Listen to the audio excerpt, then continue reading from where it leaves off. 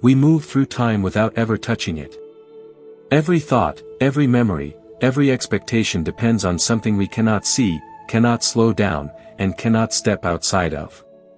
We speak about time as if it were familiar, yet our experience of it is shaped by fragile senses and narrow perception. Moments feel long or short, past and future feel solid or distant, yet all of it slips past without leaving a trace we can point to. Human awareness was shaped to survive nearby dangers and immediate needs, not to grasp the deeper structure of reality. We measure time by motion, by change, by cycles we can observe, but those tools may say more about us than about time itself. As scale increases, from daily life to planetary motion to the vastness of the universe, time begins to behave in ways that challenge intuition.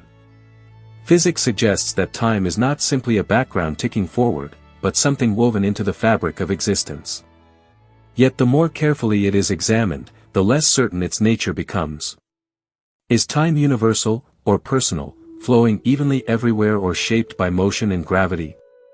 Understanding time may reveal not only how the universe works, but also why our place within it feels so fleeting. To begin, we must first ask what we think time is. Time is spoken about as though it were a familiar companion. It is said to pass, to run out, to move quickly or slowly, to heal, to reveal. These expressions feel natural because they are learned early and used often, yet they quietly shape an assumption that time behaves like an object or a substance. Something that flows past us, something we travel through, something that can be spent or saved. Language gives time a direction and a texture long before any careful thought is applied to what it actually is. In daily life, time is usually treated as a sequence. Morning follows night, childhood leads into adulthood, beginnings turn into endings. This ordering feels obvious, almost unavoidable, because memory itself is ordered this way. Events are recalled in a line, one after another, anchored by before and after. The mind arranges experience into a story, and time becomes the thread that holds it together. Yet this sequence may describe how experience is organized rather than how time itself exists. Time is also treated as a resource. It is managed, divided, wasted, or invested. Calendars and schedules carve it into units that can be counted and exchanged. This way of thinking is practical and deeply ingrained, but it carries an assumption that time exists independently of what happens within it. As if there were a fixed supply against which actions are measured. The idea feels stable, yet it depends entirely on agreed conventions and shared habits rather than direct observation. Sometimes time is imagined as a direction. The past lies behind, the future ahead. Progress moves forward, while memory looks back. This spatial language suggests motion, even though nothing visible is moving.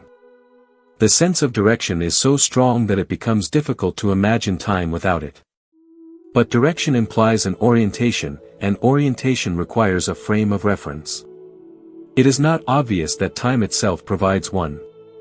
These everyday descriptions are not wrong, but they are incomplete.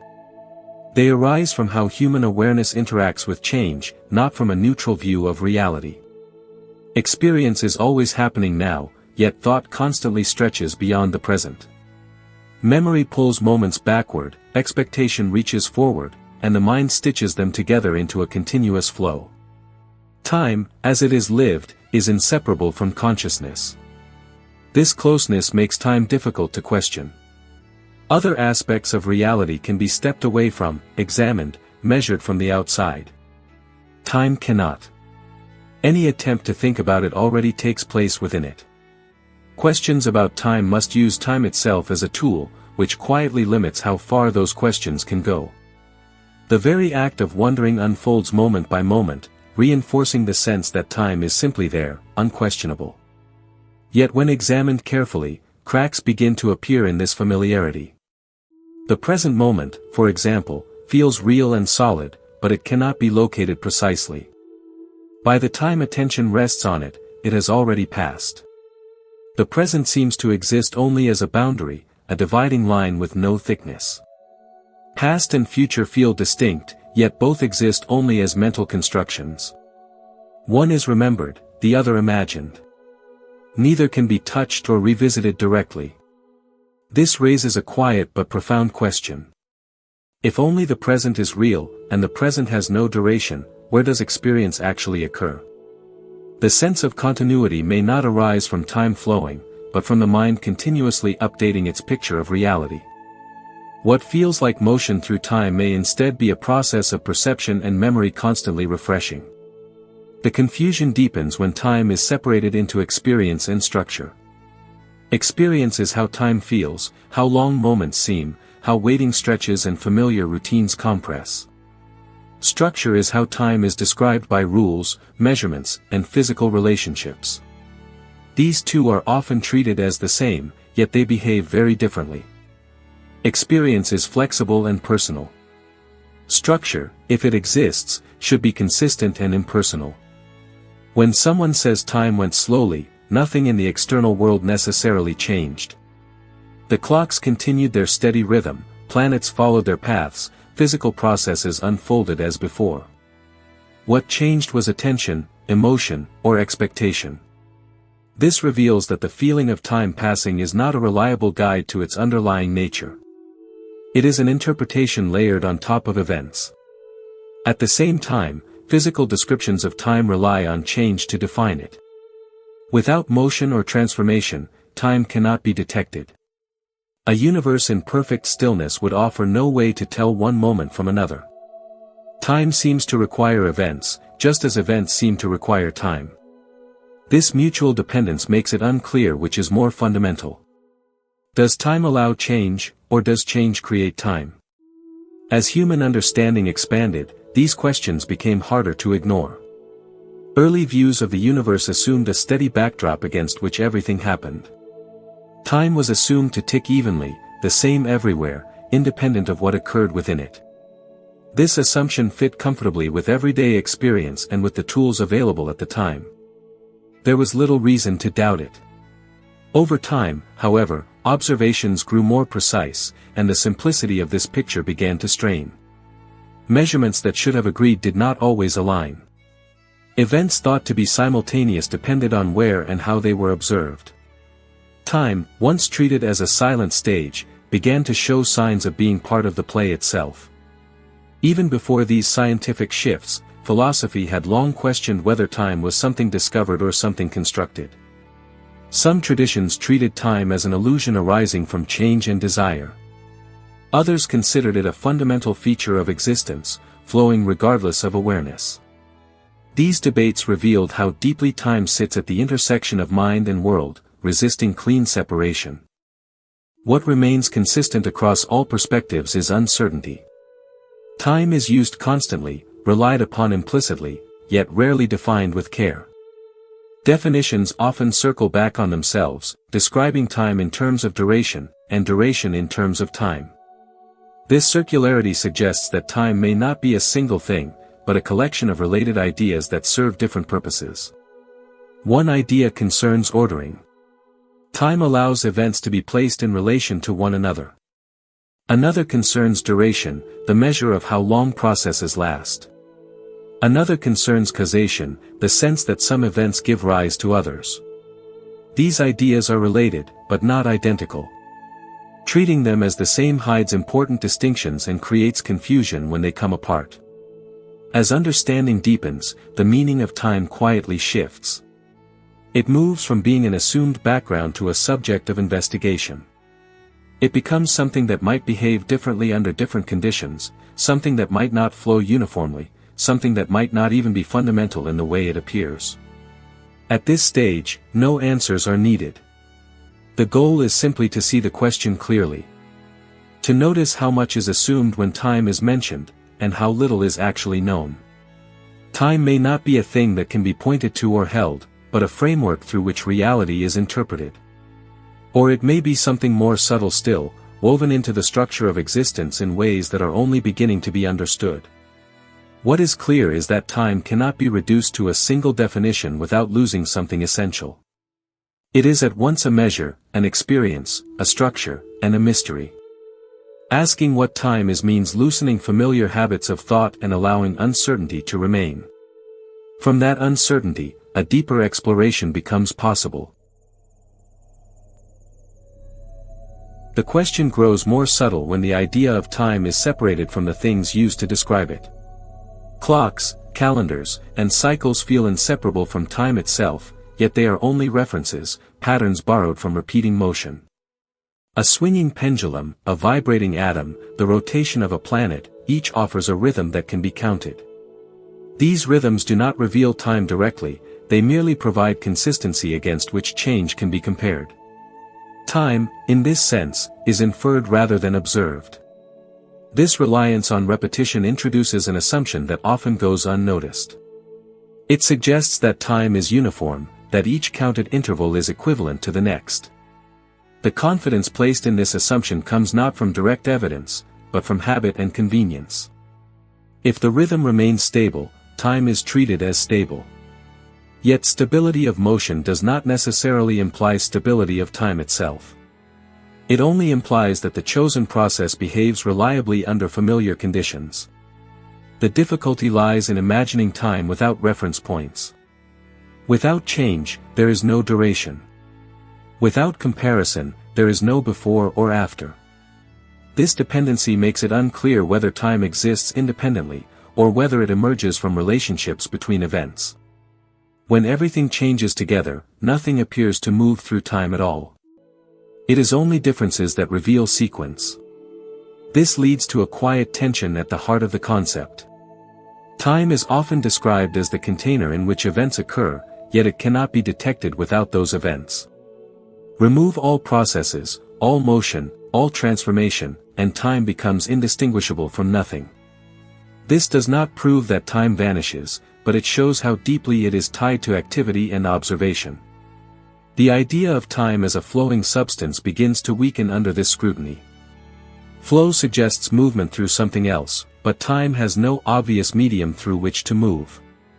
If time flows, what does it flow within? The metaphor persists because it fits experience, not because it describes structure. Experience feels like a current carrying moments forward, but this sensation may arise from memory constantly updating, not from time itself advancing. Memory plays a central role in shaping the question. The past feels fixed because it is recorded, while the future feels open because it is not yet remembered. This asymmetry creates the impression of a direction, an arrow pointing from known to unknown. Yet this arrow may reflect how information accumulates rather than how time behaves. The structure of memory could be imposing order on experience, creating the appearance of a one-way progression. Expectation reinforces this impression. Anticipation projects the present forward, imagining possibilities that have not occurred. When one possibility becomes actual, it is absorbed into memory, and the process repeats. The sense of time moving forward may emerge from this constant conversion of expectation into recollection. If so, the direction of time is closely tied to how consciousness processes information. This does not reduce time to a mental illusion, but it complicates the relationship between time and awareness. It suggests that what feels most obvious about time may be the least reliable guide to its deeper nature. The sense of passing may belong to experience, while the structure of time belongs to reality at a level that does not directly announce itself. As thinking about time evolves, it becomes clear that definitions shift with context. In daily life, time is practical. It coordinates actions and expectations.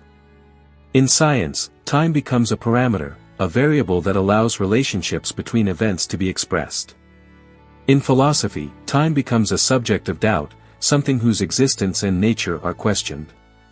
Each perspective highlights different aspects while leaving others in shadow. What complicates matters further is that time resists isolation. Attempts to define it often rely on other concepts such as change, motion, or causality. But those concepts, in turn, rely on time.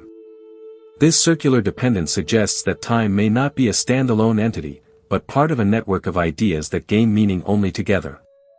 Removing time collapses the structure, but defining it alone proves difficult. As understanding advances, the question of time quietly shifts from what it is to how it behaves. Instead of asking for an essence, inquiry turns toward relationships. How does time relate to motion? How does it relate to space? How does it relate to energy and matter? These questions do not assume a single, universal answer, but allow for complexity and variation. The shift is subtle but important. It moves away from the search for a simple definition and toward an examination of patterns. Time becomes something revealed through interaction rather than description. This approach accepts that some aspects of time may never be directly accessible, only inferred through their effects. This acceptance does not weaken understanding, it refines it. It acknowledges that human concepts are tools, not mirrors. They organize experience and prediction, but they do not guarantee access to ultimate reality.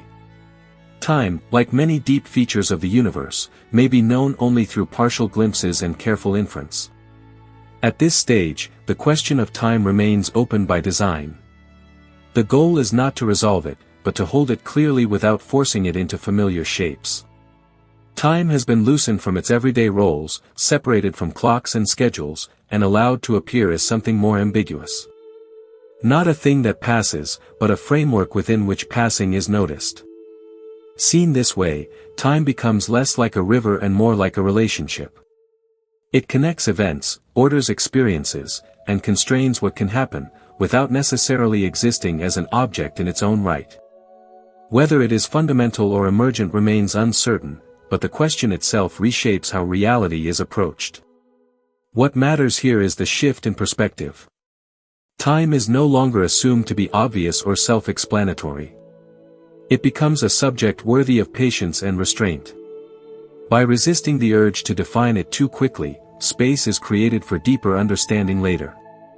The mystery is not something to be solved immediately, but something to be carried forward, guiding the inquiry rather than ending it. Human awareness did not evolve to measure time. It evolved to respond. To notice changes that mattered for survival, to anticipate movement, to recognize patterns just long enough to act. The sense of time that emerges from this awareness is shaped by usefulness rather than accuracy. It is tuned to a narrow range of speeds and scales, and outside that range, intuition begins to fail quietly. Moments feel distinct because attention moves between them. When attention is focused, time seems to slow, not because anything external has changed, but because more detail is being registered. When attention drifts, hours can pass unnoticed. This elasticity is not a flaw, it is a feature of perception. The mind adjusts its sense of duration based on engagement, emotion, and expectation. What is remembered as long or short often bears little relation to measured intervals.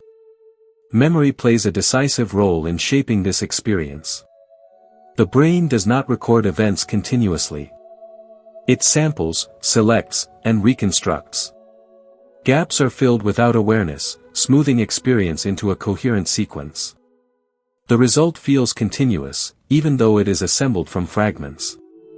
Time, as it is felt, is stitched together after the fact, not perceived directly as it unfolds. This reconstruction creates the impression of a steady flow. One moment appears to follow another seamlessly, reinforcing the idea that time itself moves forward. But this impression arises from how memory orders events, not from direct evidence of motion in time. The sense of flow may belong to cognition, not to time itself. Biological rhythms further reinforce this illusion. Heartbeats, breathing, sleep cycles, and hormonal patterns provide an internal cadence.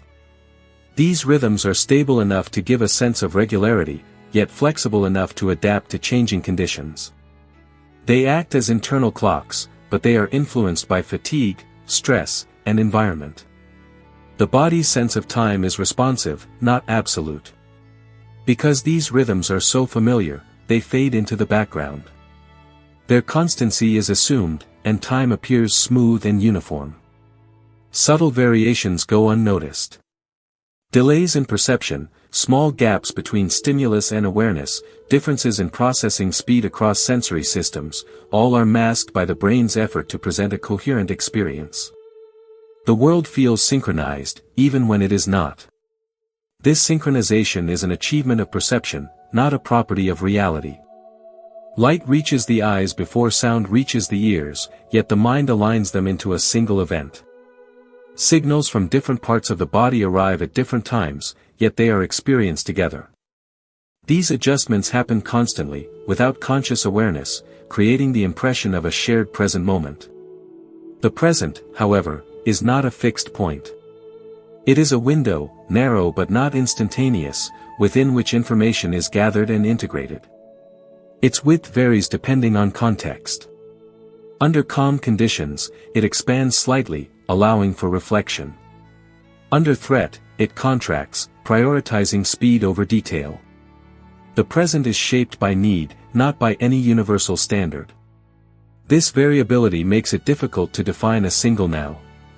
What feels immediate is already delayed by processing time. By the moment something is consciously experienced, it has already happened. Awareness lags behind reality, yet this lag is invisible.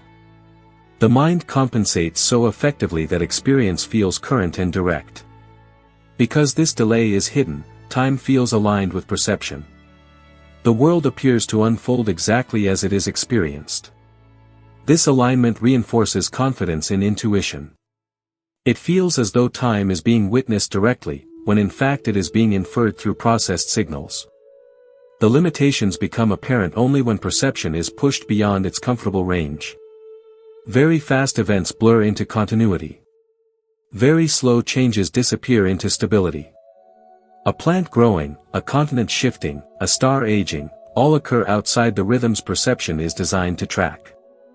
Without reference points, change becomes invisible, and time appears to stand still. This invisibility leads to assumptions. If nothing seems to change, time is thought to be passing uneventfully. If many things change quickly, time is thought to accelerate. These judgments are based on content, not on time itself.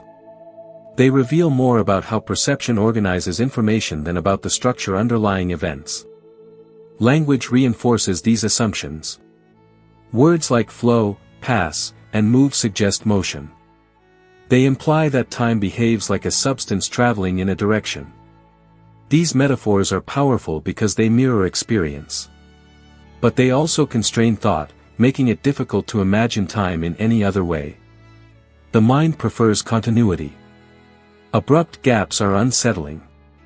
When continuity is threatened, perception fills in missing pieces. This tendency smooths experience, but it also hides complexity. Irregularities in timing, fluctuations in rhythm, and inconsistencies across scales are absorbed into a coherent narrative. The story feels simple even when the underlying processes are not. As a result, intuition becomes unreliable outside familiar conditions. When confronted with situations where signals arrive out of order, or where durations differ depending on perspective, instinct resists. The experience of time is so deeply embedded in identity that questioning it feels disorienting. It challenges not just understanding, but orientation within the world. This resistance is not a failure of intelligence, but a consequence of design. Perception prioritizes coherence over completeness. It delivers a usable world, not a precise one. Time, as perceived, is just detailed enough to coordinate action and memory. Anything beyond that lies outside its scope. Recognizing these limits does not diminish human experience. It clarifies it. It shows that the sense of time is an interface, not a window. It translates complex relationships into manageable impressions. What feels obvious may be the result of extensive processing rather than direct access. When perception is understood this way, time begins to appear less familiar.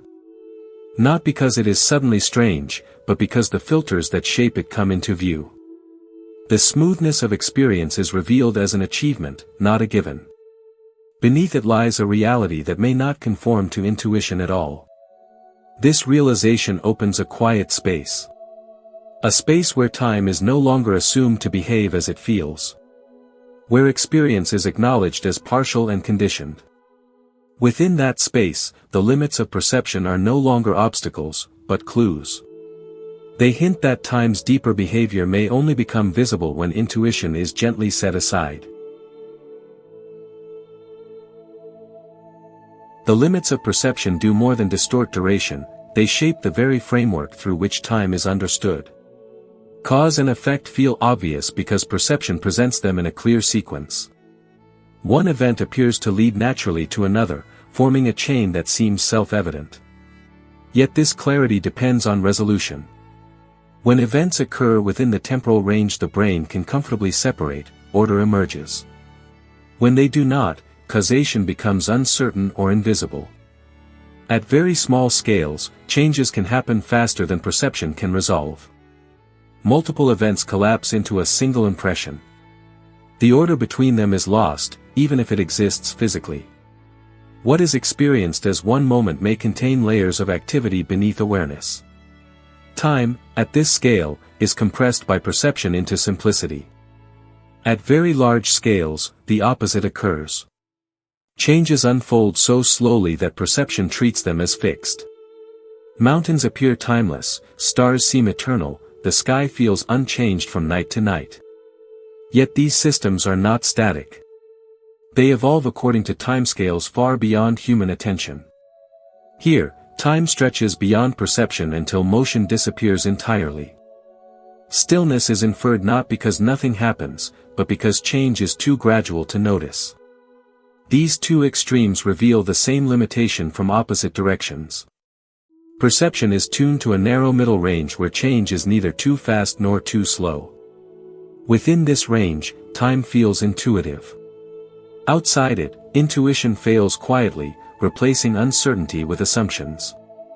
What cannot be resolved is smoothed over or ignored. This narrowing affects how simultaneity is understood. Events that occur close together feel simultaneous, even if they are not precisely aligned. The brain groups them into a single moment because separating them offers no practical advantage. The sense of now becomes a tolerance zone, a window within which differences are treated as irrelevant. This tolerance creates the illusion of a shared present. It feels as though everyone experiences the same moment at the same time. Yet this feeling depends on communication speed and distance. Even across small separations, signals take time to travel. Perception hides these delays, maintaining the impression of immediacy. The shared present is a construction, not a fundamental feature. Because this construction works so well, it rarely draws attention. Only when delays become noticeable does the illusion weaken. Echoes, lag, and synchronization errors reveal that perception is compensating constantly.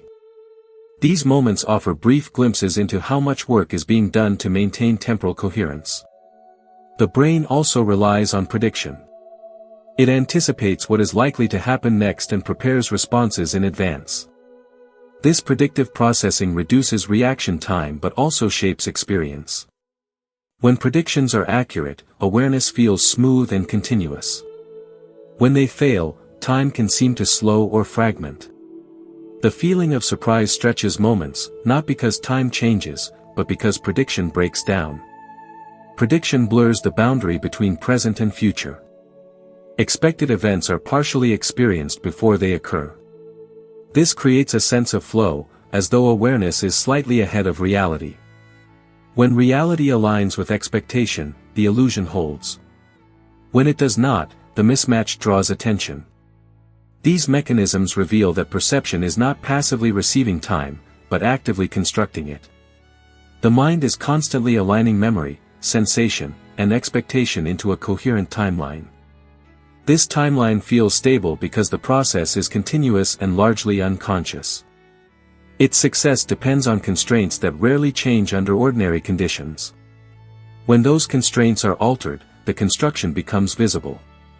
Extreme environments, altered states, or unfamiliar rhythms disrupt the usual balance. Time may feel distorted, fragmented, or expanded. These experiences are often described as strange, yet they reveal something ordinary about perception. They show that the familiar sense of time is contingent, not guaranteed. Despite these variations, the brain insists on order. It prefers narratives with beginnings and endings, causes and effects. Randomness is unsettling. Gaps are filled with inference. When information is missing, the mind supplies continuity. This insistence on order reinforces the impression that time itself is orderly and directional. The direction, however, may come from memory rather than from time. Memory accumulates, expectation does not. The past is dense with detail, the future is sparse. This asymmetry gives rise to the sense of forward motion. It feels natural because it aligns with how information is stored. But it does not necessarily reflect how time behaves independently of observers. This distinction matters because it reveals how deeply human perspective shapes understanding. The world is encountered through systems designed for survival, not for cosmic accuracy. Time, as perceived, is filtered through layers of processing that favor coherence over completeness. What feels fundamental may be an artifact of these filters. Recognizing this does not remove the experience of time. It reframes it. The passing of moments remains real as an experience, but it is no longer assumed to define the nature of time itself. The sense of flow becomes something to be explained, not something that explains everything else. This reframing creates room for ideas that would otherwise seem unintuitive. It allows the possibility that time does not move, but that experience moves within a structure that is more complex than it appears. It allows the possibility that different observers may organize time differently without contradiction. It allows uncertainty to exist without undermining meaning. The limits of perception, once acknowledged, become guides rather than barriers. They show where intuition ends and where careful reasoning must begin. They explain why time feels simple while behaving in ways that resist simple description. They reveal that what is most familiar may also be the most misleading. In this light, the struggle to understand time is not a failure of intelligence, but a consequence of design. Human perception offers a usable reality, not an exhaustive one. Time, filtered through this system, becomes smooth, directional, and continuous. Beneath that surface may lie a structure that does not conform to those qualities at all. The awareness of this gap is quiet but profound. It does not resolve the question of time, but it sharpens it. It prepares the ground for a shift away from intuition toward frameworks that do not rely on feeling. By seeing how perception shapes experience, the question of time becomes less about what seems obvious and more about what remains hidden.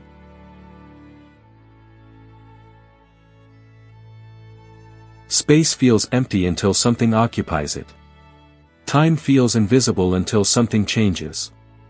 For much of human history, these two were treated differently. Space was a place, time was a measure. One could be pointed to, crossed, divided. The other was counted, marked, and assumed to pass evenly in the background. This separation felt natural because it matched experience. Objects moved through space. Moments passed through time. Each seemed to play a different role. Yet this division begins to soften when examined closely. An event does not simply happen somewhere. It happens sometime. Location without moment is incomplete, just as moment without location is undefined. A sound occurs not only at a point in space, but at a specific instant. A movement is not merely a path, but a change unfolding over duration. Space and time are woven together in every description of what occurs. To describe an event fully is to answer two questions at once. Where did it happen, and when did it happen? These answers are inseparable. Remove either, and the event dissolves into abstraction. This simple observation hints at something deeper. Time may not be an external clock ticking independently of the universe. It may be part of the framework that gives events their meaning at all. When time is treated as a dimension, it stops behaving like a flowing substance. It becomes a coordinate, a way of locating events within a larger structure. Just as latitude and longitude specify a place on Earth, time specifies a position along a dimension that orders change. This does not mean time is the same as space, but it suggests they belong to the same category. Both are aspects of how reality is arranged. This shift alters how motion is understood. Motion is no longer simply an object changing position. It is an object tracing a path through space and time together. Even an object at rest is still moving through time. Stillness in space does not imply stillness in the structure as a whole. Every existence is extended across time, whether or not it changes location. Seen this way, time does not carry things forward. Things persist along it. An object's history becomes a line, not just a sequence of snapshots. That line exists within the structure, connecting what was with what will be. Motion is the shape of that line. Speed reflects how steeply it tilts through space relative to time. Causality also changes under this view. Causes do not push effects forward through time. Instead, causes and effects occupy positions that are ordered along the time dimension.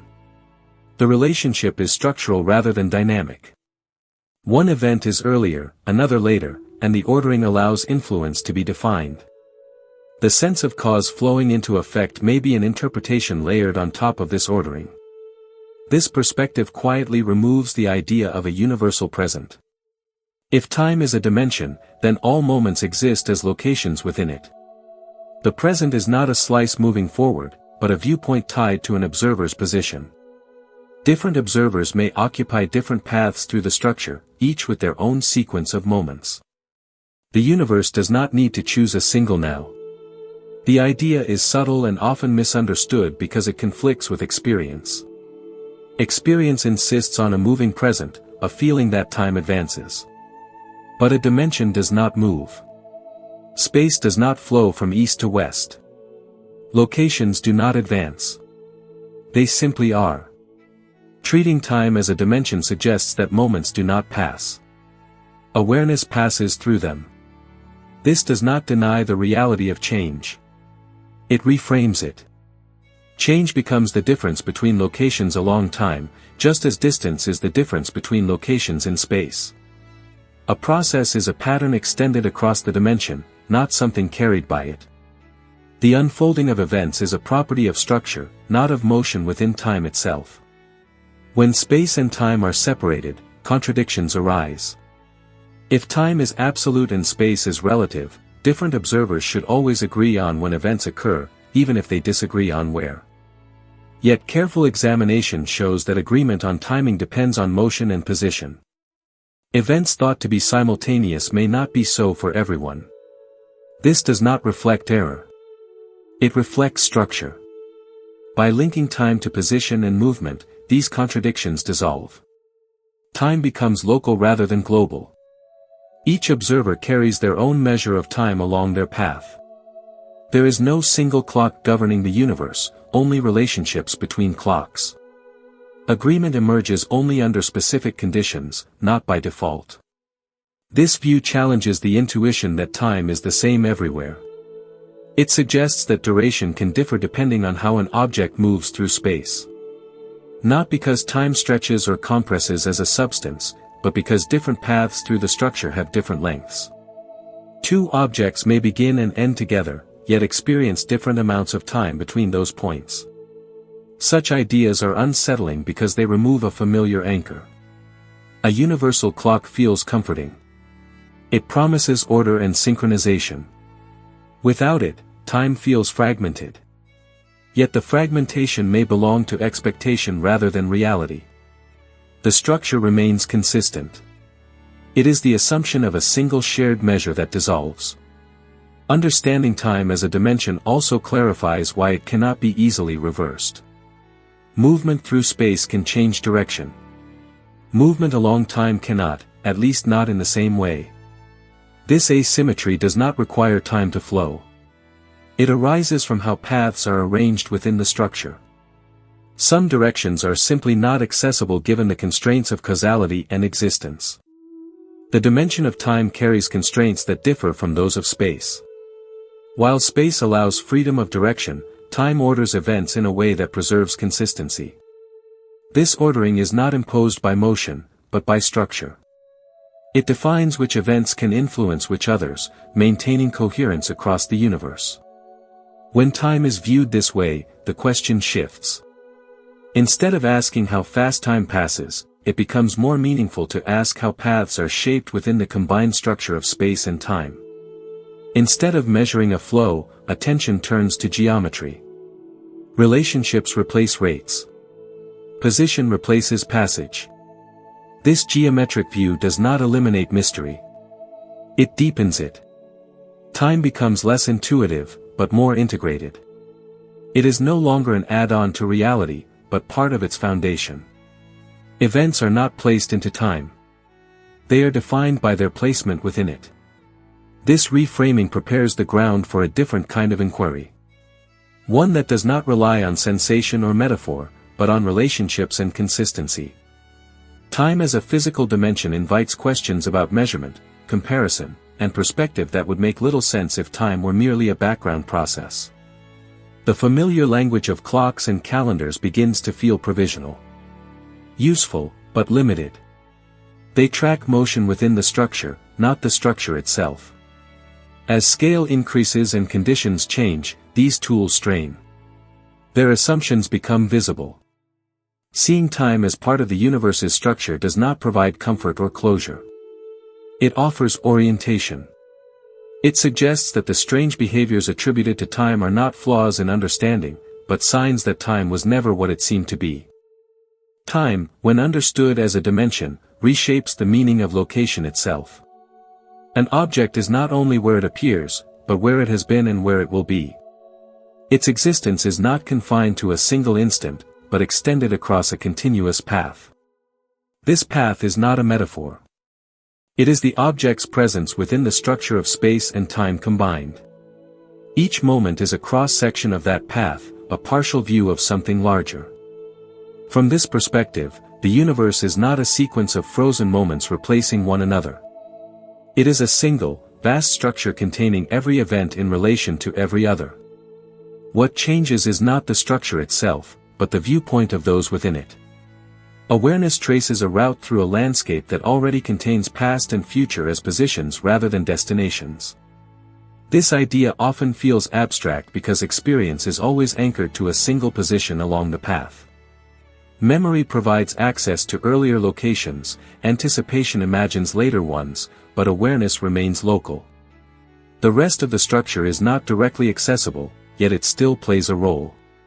Constraints on motion, causality, and influence arise from the overall arrangement, not from what is currently perceived. In such a structure, the distinction between past and future becomes less absolute.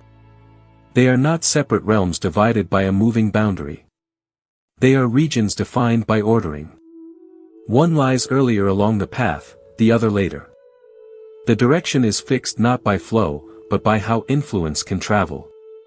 Causes precede effects because the structure allows it, not because time pushes them forward. This understanding also reframes persistence. Objects do not endure because time carries them along. They endure because their paths extend. An object exists at multiple times in the same way a road exists at multiple places. Destruction is not a moment where time removes something. It is the point where the path ends. Before that point, the object exists. After it, it does not. Time does not erase it. The structure defines its extent. Change, then, becomes variation along a path. Properties differ from one location to another, creating the appearance of evolution. A star forms, shines, and fades not because time acts upon it, but because its path includes regions with different conditions. The star's history is written into the structure, not replayed by a flowing clock. This view helps explain why time cannot be treated independently of motion. Motion defines how paths tilt within the structure. Faster movement through space alters the relationship between space and time along the path. The consequence is not that time itself behaves strangely, but that different paths have different lengths. Duration becomes path-dependent. When paths differ, comparisons become subtle. Two observers may begin together and reunite later, yet the lengths of their paths between those meetings may not match. Each carries their own measure of time, derived from the path they followed. There is no contradiction because there is no single standard outside the structure. Time is not imposed from above. It emerges from within. This absence of a universal measure challenges deeply held assumptions. It suggests that asking for the time of an event without specifying a frame of reference is incomplete. Time becomes relational. It depends on how and from where it is measured. What feels absolute in everyday life reveals itself as approximate, a special case that holds only under familiar conditions. Understanding time this way also clarifies why separating it from space leads to confusion. If time is treated as a background ticking independently, then differences in duration seem paradoxical.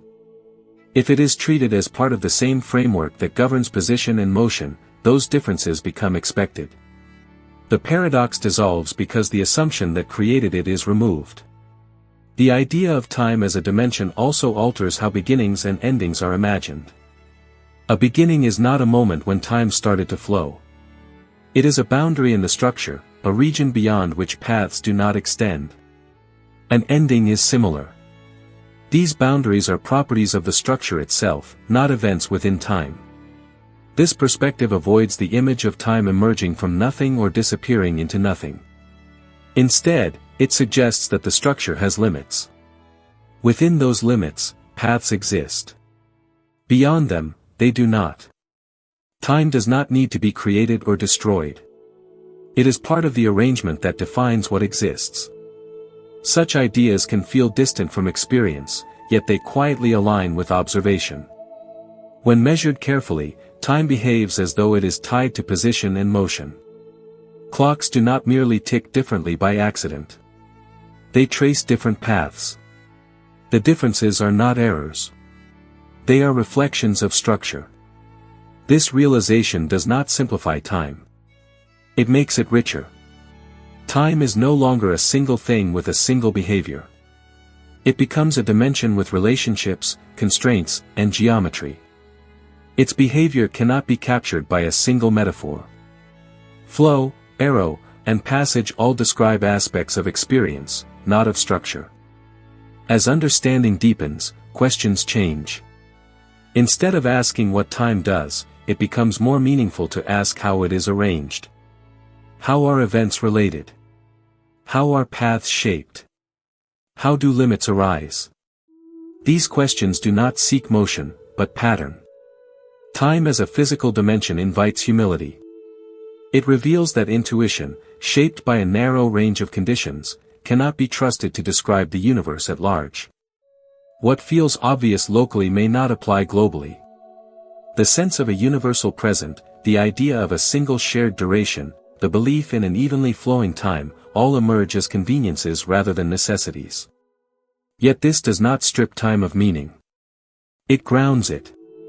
It places time within the same category as space, something that can be explored, measured indirectly, and understood through relationships. It becomes part of the universe rather than a stage on which the universe acts. This shift prepares the way for more precise questions about measurement and observation. If time is part of structure, then measuring it requires understanding how that structure behaves under different conditions. The simplicity of everyday clocks gives way to complexity as scale and speed increase. For now, the essential change is conceptual. Time is no longer assumed to be a background process shared by all things equally. It is recognized as a dimension that shapes existence from within. This recognition does not end the mystery. It reframes it, opening a path toward deeper understanding built not on intuition, but on careful attention to how reality is arranged.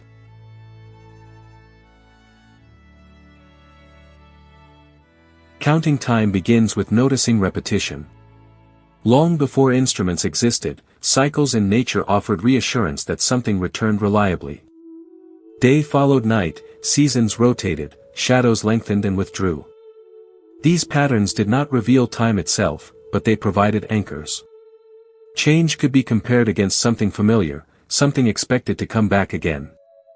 Measurement grew out of this comparison, not from direct contact with time. A clock, in any form, is a promise of regularity. It does not contain time, nor does it extract it from the world. It observes a process assumed to behave the same way each time it repeats. The turning of the earth, the swing of a pendulum, the vibration of an atom. Each is chosen not because it is time, but because it is stable enough to stand in for it. Time is inferred by counting how many repetitions occur between events. This inference carries a quiet assumption. It assumes that the chosen process unfolds independently of what is being measured. That the clock is unaffected by motion, by position, by conditions. As long as this assumption holds approximately true, measurement feels reliable. When it fails, uncertainty appears not as noise, but as contradiction. Natural cycles were once sufficient because precision was limited. A day could be divided into hours without concern for subtle variation. A year could guide agriculture without needing exact length. The irregularities were too small to matter. Measurement served coordination rather than inquiry. Timekeeping was practical, not philosophical. As observation became more precise, the demands on clocks increased. Variations once ignored became significant. The length of a day was found to shift slightly. Seasonal patterns drifted. Even the Earth's rotation proved unreliable when examined closely. What had seemed constant was revealed as only approximately so. Measurement began to chase stability more deliberately. Mechanical clocks improved regularity by isolating motion. Pendulums reduced reliance on the environment, gears enforced consistent ratios. These devices did not capture time more accurately, they enforced repetition more strictly. Their success depended on minimizing external influence. Friction, temperature, and wear all threatened reliability. The clock worked best when it was least affected by the world it measured. This tension revealed something important. Measuring time required shielding the measuring process from the very reality it was meant to describe. The more isolated the clock, the more trustworthy it seemed. Yet perfect isolation was impossible.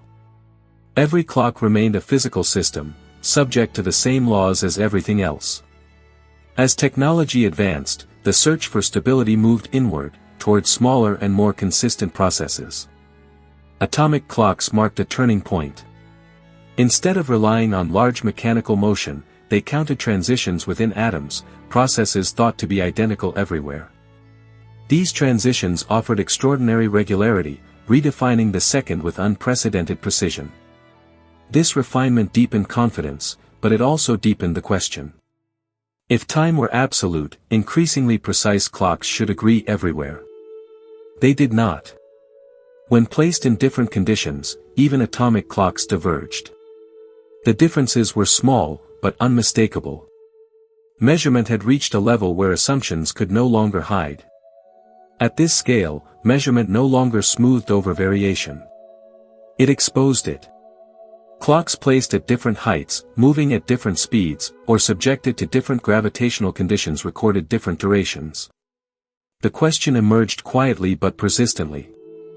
Was time behaving differently, or were the clocks responding differently?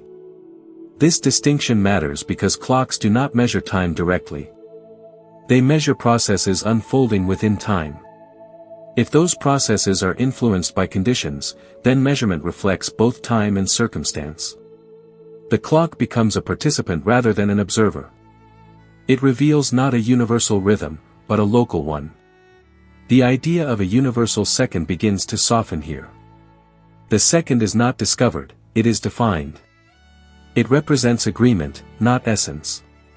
Standards bodies decide which process counts as a second, and instruments are calibrated accordingly. This agreement is powerful, but it is also conditional. It works within known limits and familiar environments. Measurement relies on trust. Trust that the chosen process behaves consistently. Trust that different clocks built to the same standard will agree. Trust that discrepancies signal error rather than insight. For a long time, this trust was justified. Differences were attributed to imperfections in design or environment. The idea that time itself might be involved was rarely considered. As precision increased, the margin for error shrank. Differences remained even after corrections. They were not random. They followed patterns linked to motion and position. Measurement had become sensitive enough to reveal that the assumptions behind it were incomplete. This realization did not undermine measurement. It refined it. It showed that clocks are not neutral. They respond to the structure they inhabit. Measuring time became inseparable from understanding how physical conditions affect the processes used to count it. The concept of duration shifted subtly. Duration was no longer simply how many ticks occurred between two events. It became path-dependent. Two clocks could start together and end together, yet register different counts depending on what happened to them in between. The count reflected the journey, not just the endpoints. This challenges the idea of time as something that flows identically for all. If duration depends on conditions, then time cannot be a uniform background. Measurement reveals structure rather than uncovering an underlying river of time. At this point, the tools used to define time begin to expose their own limitations. Precision does not resolve ambiguity. It amplifies it. The more accurately time is measured, the more it appears tied to circumstance. Measurement does not converge on a single answer. It branches. This branching does not imply chaos. It implies relationship. Time measurement becomes relational rather than absolute. Clocks agree when conditions align. They diverge when conditions differ. The disagreement is not failure. It is information. What once seemed like a straightforward task, counting seconds, becomes an inquiry into how physical systems behave under different conditions. Measurement becomes a dialogue between instrument and universe. Each reading reflects both. This realization reframes the purpose of clocks. They are no longer devices that reveal time itself. They are probes, sensitive to the structure within which time is embedded. Their readings must be interpreted, not taken at face value. The effort to measure what cannot be touched reveals a deeper truth. Time is not something waiting to be captured. It is something inferred through change, shaped by structure, and revealed through relationship. Measurement does not pin it down. It traces its contours. The realization settles slowly, almost imperceptibly, that measurement has not failed. It has simply gone as far as it can without a deeper understanding of what it is measuring. The unexpected differences between clocks do not point to flawed instruments, but to a reality more layered than the methods used to describe it. Time, once treated as a backdrop, begins to show texture. Each clock carries its own history. Not in the sense of memory, but in exposure. The conditions it experiences shape the rate at which its internal processes unfold. Motion stretches some intervals and compresses others. Gravitational presence alters rhythms in ways too subtle to feel, yet too consistent to ignore. Measurement reveals that time does not separate cleanly from the physical world. It is woven into it. This does not mean that time behaves unpredictably. The variations follow precise relationships. What changes is not randomness, but perspective. Two observers, each with a clock, may both be correct and yet disagree. Their measurements reflect their positions and motions, not a universal mistake. Agreement becomes conditional rather than guaranteed.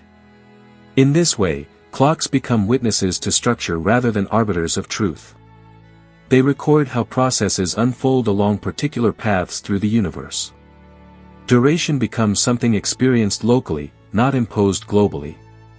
The idea of a single master clock fades, replaced by a network of equally valid measures, each rooted in its own circumstances. This shift challenges long-held intuitions. Everyday experience suggests a shared present, a synchronized flow. But precision measurement reveals that simultaneity itself depends on how it is defined and where it is observed from. Events that appear aligned in one frame do not necessarily align in another. Measurement forces this realization not through abstraction, but through data. The tools that define time standards must now account for this complexity. Corrections are applied not because clocks are faulty, but because their environments differ. These adjustments do not restore a universal time. They translate between local measures. Timekeeping becomes an act of coordination rather than discovery. This coordination relies on models that relate motion, position, and measurement. The second remains a defined unit, but its application becomes contextual. It must be interpreted through the conditions under which it was counted. Without this context, measurement loses meaning. The idea that time could change under different conditions once felt philosophical. Measurement has made it practical. Satellites must account for differing clock rates to function. Navigation depends on acknowledging that time near the Earth's surface unfolds differently than time farther away. These are not theoretical concerns. They are operational necessities. What emerges is a picture in which time is not altered by measurement, but revealed by it. The act of measuring exposes relationships that were always present. Precision does not distort reality. It uncovers it. This reframing invites a different kind of question. Instead of asking what time is, measurement asks how time behaves. Instead of searching for a single rate, it maps variation. Time becomes a field of relations rather than a universal current. The distinction between time itself and the processes used to measure it remains subtle. Clocks respond to physical laws. Time, as inferred from their behavior, reflects those laws. Whether time is changing or measurement is responding to structure becomes less important than understanding the relationship between the two. The boundary between them softens. This softness does not weaken understanding. It strengthens it. By accepting that time cannot be separated from the conditions under which it is measured, measurement gains clarity. Apparent contradictions dissolve into consistent patterns. Disagreement becomes expected rather than alarming. The assumption that time flows identically everywhere was useful when precision was limited. It allowed coordination without complication. As measurement sharpened, that assumption became an obstacle. Letting it go does not remove order. It reveals a deeper one. In this deeper order, time is not a single line but a dimension woven through space and motion. Measurement does not trace a universal path. It traces many paths, each equally real. The second hand does not sweep the universe. It traces a local rhythm. This understanding does not require abandoning clocks. It requires listening to them more carefully. Each tick carries information not only about duration, but about context. Measurement becomes richer, not simpler. What once seemed like a failure to measure time precisely becomes evidence that time is not a simple quantity. It cannot be extracted and compared without reference to the structure it inhabits. Measurement reveals limits, not because it is inadequate, but because reality is layered. As this realization settles, the role of measurement shifts. It is no longer a hunt for absolute values. It is a means of mapping relationships. Timekeeping becomes an exploration of how change unfolds differently across the universe. The inability to touch time directly is no longer a weakness. It is a clue. Time is known only through its effects on physical processes. Measurement reads those effects, not the thing itself. The distance between cause and inference remains, and within that distance, understanding grows. The quiet assumptions embedded in clocks have been exposed. They were never wrong, only incomplete. By examining them, measurement has revealed something more subtle than a universal clock. It has revealed a universe where time is inseparable from the conditions of existence. The chapter closes not with an answer, but with a reframing. Measuring what cannot be touched has shown that time is not an object to be captured. It is a structure to be navigated, one that reveals itself through careful, patient observation.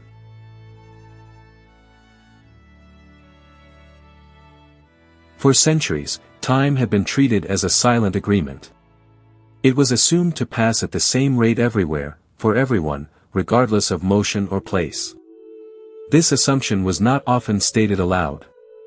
It lived beneath language, beneath equations, beneath the design of clocks and calendars. Time was thought to exist independently, a steady background against which the universe unfolded. This view worked because it aligned with everyday experience. On human scales, differences were too small to notice. Two people could meet, speak, separate, and reunite without any visible disagreement between their watches. Cause followed effect. The present felt shared. The future arrived together. Nothing seemed to challenge the idea of a single, universal now. Yet beneath this apparent harmony, small tensions were accumulating. Measurements grew more precise. Experiments reached farther. Light, once considered an instantaneous messenger, revealed a finite speed. Signals took time to travel. Distant events could no longer be assumed to be simultaneous simply because they appeared so. The act of observation itself began to matter. When observers moved relative to one another, descriptions subtly diverged. Events that seemed ordered one way from one perspective appeared reordered from another. At first, these discrepancies were treated as technical issues, problems to be corrected or explained away. The underlying assumption of absolute time remained untouched. But gradually, the corrections became too elaborate. The effort required to preserve universal time grew more complex than the phenomena it was meant to explain. Something deeper was misaligned. The notion that time flowed identically everywhere began to feel less like a foundation and more like a constraint. The shift did not arrive as a single revelation. It emerged as a series of realizations that fit together too cleanly to ignore. If the speed of light was constant for all observers, then measurements of distance and duration could not be. If motion did not alter light, then it must alter time. The universe was offering a choice between assumptions, and one of them had to yield. When time stopped being absolute, it did so quietly. There was no moment when clocks visibly disagreed in daily life.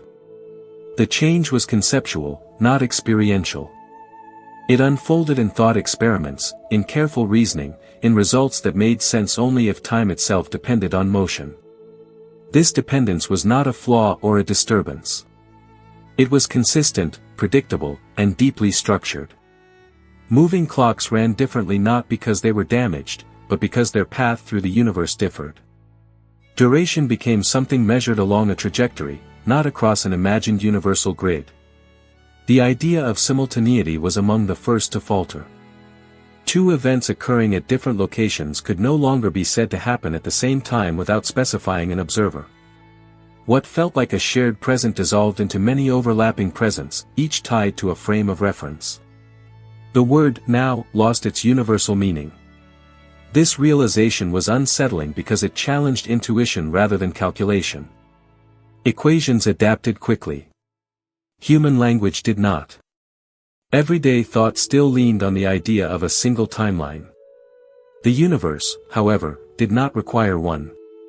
Time's dependence on gravity followed a similar path. Where mass curved space, it also altered the passage of time. Clocks closer to massive objects ticked differently than those farther away. Again, this was not an error to be corrected, but a feature to be understood. Time responded to the structure of the universe itself. These effects were not dramatic in daily experience. They revealed themselves only through careful comparison, through patience, through trust in measurement. Their subtlety made them easy to dismiss, but their consistency made them impossible to ignore. What changed was not merely how time was measured, but how it was conceived. Time was no longer an external parameter applied to events. It became part of the events themselves. Each occurrence carried its own temporal coordinate, inseparable from its spatial ones. Cause and effect remained intact, but their interpretation deepened. The order of events could differ between observers without creating contradiction. Causality survived because it was tied to the structure of spacetime, not to a universal clock. Effects could not precede causes, but the timing of distant, unrelated events could shift without consequence. This rethinking required letting go of comforting simplicity. A single timeline had offered clarity. Its absence introduced complexity, but also coherence. Phenomena that once seemed contradictory aligned naturally when time was allowed to vary. The universe did not become chaotic when time lost its absoluteness. It became more precise. Relationships sharpened. Patterns emerged that were hidden by the assumption of uniformity. The cost was intuition. The gain was understanding. The emotional impact of this shift should not be underestimated. Time had always felt like the most familiar dimension. Space could be vast and strange, but time felt intimate, woven into thought and memory. Discovering that it behaved differently under different conditions felt like discovering that the ground beneath experience was not flat. Yet this ground did not collapse. It curved. And in that curvature, new paths of understanding appeared. Time's relativity did not imply that all moments were equivalent or that order was illusory. It implied that description depended on position and motion. Reality remained consistent, but no longer centered on a single perspective. The universe did not privilege one clock over another. This idea required humility. It suggested that human experience was not the measure of all things. The flow of time felt uniform because the conditions of everyday life were uniform. Beyond those conditions, time revealed its flexibility. The realization that time was relative also reframed questions about the universe as a whole. If time could stretch and compress, then histories could diverge. Ages could differ depending on path. The concept of a universal age became ambiguous. The universe no longer aged in a single way. This ambiguity was not a failure of definition. It was a reflection of structure. Time was doing exactly what the universe allowed it to do. As absolute time faded, a deeper order took its place. Events were no longer arranged along one line, but woven into a four-dimensional fabric. Understanding required thinking in terms of relationships rather than absolutes. The universe became less like a ticking clock and more like a landscape, where paths mattered as much as destinations. This was the moment when time ceased to be a silent assumption and became an active participant in reality. Not a thing that happened to the universe, but something the universe itself expressed. Once time was understood to depend on motion and gravity, the idea of a single cosmic rhythm quietly dissolved. There was no master clock hidden somewhere beyond the stars, ticking in perfect isolation. Instead, each clock followed its own path, shaped by speed, mass, and distance. The universe did not keep one time. It kept many, all consistent within their own conditions. This realization altered how duration itself was interpreted. Time was no longer something that simply passed. It was something that accumulated. The length of a journey through spacetime depended on how that journey unfolded. Two identical clocks could begin together, separate, and reunite having experienced different amounts of time, not because one malfunctioned, but because each traced a different route through the structure of reality. This was not a metaphor. It was a measurable effect. Yet measurement alone did not capture its full meaning. What changed most profoundly was not what clocks recorded, but what those recordings implied. Time had become inseparable from history. The past was no longer a single sequence shared by all observers. It branched, subtly and consistently, according to perspective. The idea of an absolute present became especially fragile. Without a universal time, there could be no universal moment slicing cleanly across the universe. What existed instead were local presents, each defined by position and motion. Events separated by distance could not be ordered without reference to a frame. The present lost its sharp edges. This did not mean that reality fractured into contradictions. It meant that simultaneity was no longer fundamental. The universe did not require distant events to agree on when they happened. Agreement emerged only when interaction was possible. Causality remained intact because influence still traveled within strict limits. What changed was the assumption that time itself provided a global ordering. The consequences of this shift reached beyond physics into how existence itself could be described. If time depended on motion, then stillness became relative. If time responded to gravity, then weight shaped duration. The universe was not merely a stage where events unfolded. It was an active participant in determining how those events were experienced. Even the notion of a timeline required revision. Instead of imagining a single line stretching from past to future, it became more accurate to imagine many lines, each representing a different journey through spacetime. These lines could diverge and converge, intersect and separate, all while remaining part of the same underlying structure. This structure did not privilege complexity over simplicity. On familiar scales, it reduced to the time humans recognized. The difference lay not in contradiction, but in extension. Everyday experience was a special case, not the rule. The rules had always been broader. Understanding this required letting go of the idea that time flowed. Flow implied movement against a background. But if time was part of the background itself, the metaphor no longer fit. Time did not move. Events moved through it. Change occurred not because time advanced, but because states differed along paths. This reframing made some questions obsolete and others newly meaningful. Asking how fast time flowed became less useful than asking how paths differed. Asking whether time could slow down shifted into asking under what conditions durations diverged. The language changed because the structure demanded it. What felt unsettling was not that time behaved strangely, but that it behaved consistently in ways intuition had not anticipated. The universe did not bend to human expectation. It invited revision instead. As this perspective settled, it became clear that the loss of absolute time was not a loss of order. It was the discovery of a deeper one. The universe remained lawful, but its laws were relational rather than universal in the old sense. Measurements depended on context, yet the relationships between them were exact. This exactness revealed itself in how different descriptions aligned without contradiction. Observers moving relative to one another could disagree on durations and distances, yet still agree on outcomes. Physical laws retained their form across perspectives. The universe allowed many views without favoring any. Such consistency suggested that time's relativity was not an added complication, but a fundamental feature. It was not something layered onto reality. It was part of how reality was built. Gravity deepened this realization further. Where mass altered spacetime, it also altered the accumulation of time. Regions of stronger gravity became regions where time passed differently. Again, this was not distortion but geometry. The shape of spacetime guided the passage of events. Time was no longer a passive parameter ticking uniformly in the background. It was responsive. It curved. It stretched. It slowed. Yet it did so according to structure, not whim.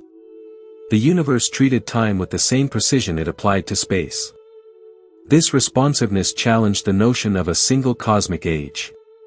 If time passed differently in different regions, then the question of how old the universe was depended on how the question was framed. Age became path-dependent. The universe did not have one birthday that applied everywhere equally. Rather than creating ambiguity, this clarified what age meant. It became a measure of experience along a path, not a property of space itself. The universe's history unfolded differently depending on where and how it was traced. This understanding did not make time unknowable. It made it contextual. The universe did not hide time from observation. It revealed it through relationship. As the idea of absolute time receded, it left behind a quieter insight. Time had never been what it seemed. Its apparent simplicity was a reflection of limited conditions, not a fundamental truth. The universe had always allowed time to vary. It was human experience that had been narrow. This narrowing was not a flaw. It was an adaptation. Human perception evolved for survival, not for cosmic accuracy. Uniform time was sufficient for life at human speeds and scales. Beyond that, the universe expressed a richer structure. Recognizing this did not diminish experience. It expanded it. Time became something to be understood through motion, gravity, and relation rather than assumed as given. The moment time stopped being absolute was not the end of certainty. It was the beginning of alignment between description and reality. The universe had not changed. The questions had. Time remained elusive, but no longer mysterious in the same way. Its strangeness arose not from complexity alone, but from the quiet assumption that it should be simple. When that assumption fell away, time revealed itself as something woven into the fabric of existence, responsive, consistent, and inseparable from the universe it helps to shape.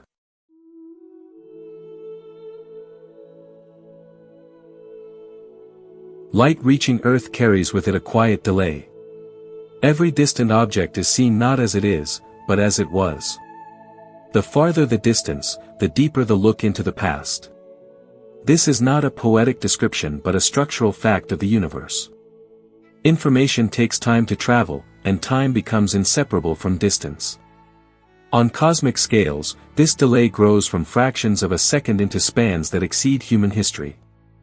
Light from nearby planets reflects moments old. Light from distant stars began its journey before recorded memory. Light from faraway galaxies started moving long before Earth formed. The night sky is not a snapshot of the present. It is a layered record of many different times arriving together. This layering changes how the universe must be understood. There is no single moment that contains everything at once. Each observation samples a different era, stitched together by the finite speed at which information moves. The universe reveals itself slowly, not because it hides, but because it is large. Time across the universe does not unfold uniformly from a central point. It unfolds locally, shaped by motion and gravity, and revealed through signals that arrive long after their origin. What appears simultaneous in the sky is often separated by millions or billions of years in reality. This separation is not visible. Human perception smooths it away. Stars appear fixed, galaxies stable, the cosmos calm and continuous. Yet beneath this stillness lies immense temporal depth. Every point of light carries a history, and those histories do not align. The universe is therefore not experienced as it is, but as it has been, in countless overlapping versions. Each observation is a meeting between a present observer and a past event. Time becomes the medium through which space communicates. On these scales, duration loses its familiar meaning. Processes unfold over spans so long that change appears almost frozen. Galaxies rotate slowly. Clusters drift imperceptibly. Structures that will eventually transform seem eternal within a human lifetime. Yet these processes are not static. They move according to the same principles as everything else, guided by gravity and shaped by the geometry of spacetime. Their slowness is relative, not absolute.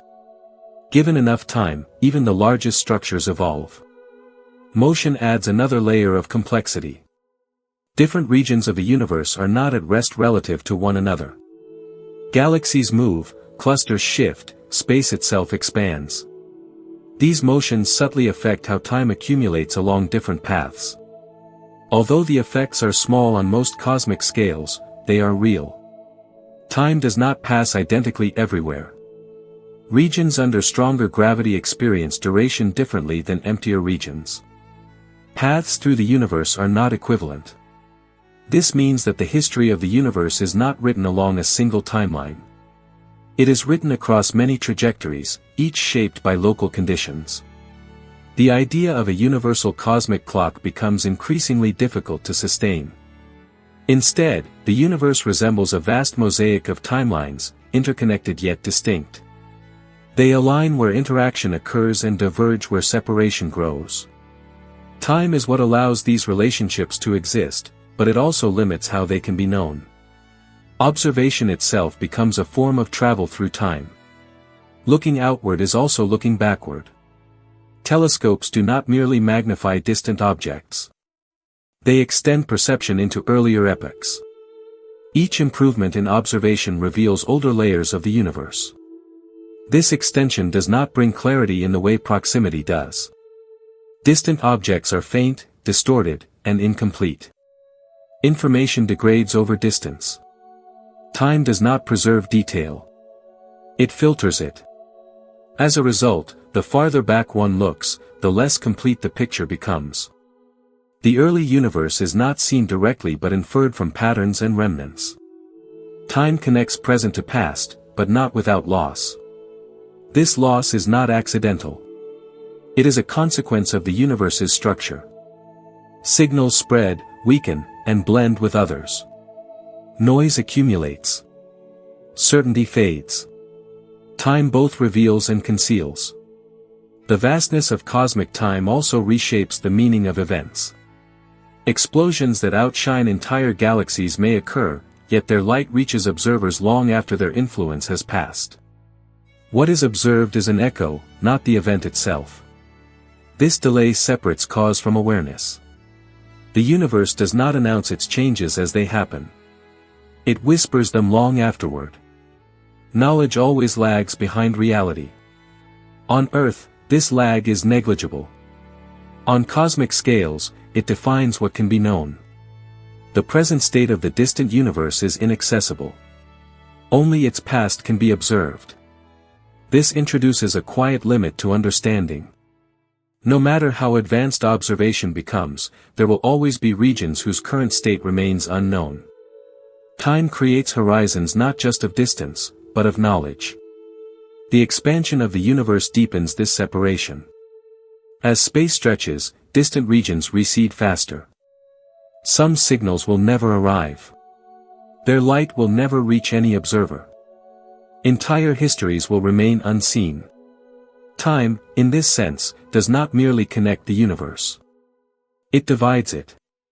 It determines which events can influence which observers. It draws boundaries that cannot be crossed. These boundaries are not physical walls. They are temporal limits. They arise from the finite speed of information and the expansion of space. They define what belongs to an observer's accessible universe. Within these limits, the universe unfolds in a coherent way. Beyond them, it continues unseen. Time ensures that no perspective can be complete. This incompleteness is not a flaw. It is a feature of a universe governed by structure rather than simultaneity. Reality does not need to be fully observable to be consistent. Cosmic time therefore does not offer a single narrative. It offers many partial ones, overlapping where interaction allows and diverging where separation grows. Understanding emerges from stitching these narratives together, knowing that gaps will remain. The universe is experienced as a sequence of arriving signals, each delayed, each shaped by distance and condition. Time is the thread that carries them, but also the reason they cannot arrive together. On the largest scales, time becomes less like a flowing river and more like a landscape of intervals. Events are positioned not only in space, but within vast temporal separations that shape how they relate. This perspective does not make the universe distant or abstract. It makes it layered. Every observation rests upon countless moments that unfolded long before awareness could reach them. Time across the universe is not uniform, not shared, and not simultaneous. It is distributed, contextual, and deeply tied to structure. To see the cosmos is to look through time, knowing that what is seen is only one slice among many. The farther attention moves outward, the more time asserts itself as a quiet boundary. Beyond familiar distances, events are no longer arranged in a simple order. They are separated by intervals so vast that comparison becomes abstract. A galaxy seen today may already be unrecognizable in its present state, shaped by changes that will never be observed. This separation alters the meaning of simultaneity on a cosmic scale. Two distant regions may both exist now, yet no signal can confirm that shared moment. Their now is not something that can be tested or aligned. It remains a concept without physical connection. Time allows coexistence without communication. As distances grow, time becomes the dominant factor in what can be known. Space sets the separation, but time sets the delay. Together, they determine the structure of observation. The universe reveals itself not as a whole, but as a sequence of accessible layers. These layers are not evenly spaced. Some periods are densely recorded, others barely traceable. Certain epochs left strong signals that persist across vast distances. Others passed quietly, leaving little that can be detected. Time does not preserve all moments equally. This unevenness shapes cosmic history as it is understood. The universe's story is reconstructed from fragments that survive the passage of time. What remains visible is not a complete account, but a selective one, filtered by distance, expansion, and decay. As the universe ages, this filtering intensifies. Expansion stretches signals, lowering their energy and clarity. What was once sharp becomes diffuse. Time gradually thins the record of the past. This thinning introduces a subtle asymmetry. The early universe, though distant in time, can be studied through its lingering imprints. The far future, by contrast, offers no such access. It has not yet left signals to be received. Time opens a window backward, but not forward. The direction of this window shapes understanding. Knowledge accumulates from what has already occurred. Prediction remains indirect, inferred from patterns rather than observation. Time defines which parts of the universe can speak and which remain silent. On the largest scales, even the idea of a shared cosmic age becomes fragile. Different regions have experienced different conditions, different gravitational environments, different rates of time's passage. Their histories are aligned by origin but diverge in detail. This divergence does not imply disorder. It reflects the universe's responsiveness to structure. Time adapts to context, just as space does. Together, they form a framework that supports variation without inconsistency. Within this framework, cosmic events unfold at their own pace. Stars are born, burn, and fade over millions or billions of years. Galaxies assemble slowly, shaped by gravity's long reach. These processes appear static only because human experience occupies a narrow slice of time. When viewed from a broader perspective, change is constant. Nothing stands still. Even the most stable structures are temporary arrangements within a longer flow. Time ensures that no configuration is final. This impermanence is not dramatic. It unfolds quietly, over durations that exceed awareness. The universe does not rush. It allows change to accumulate gently, guided by simple principles applied over vast intervals. Time also governs the limits of influence. No event can affect everything. Signals spread outward, constrained by speed and expansion. Influence fades with distance and delay. The universe remains locally connected but globally fragmented.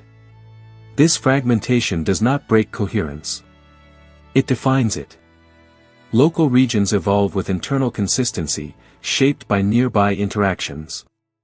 Distant regions follow parallel paths, related by origin but separated by time. The idea of a universe experienced all at once gives way to a more restrained picture.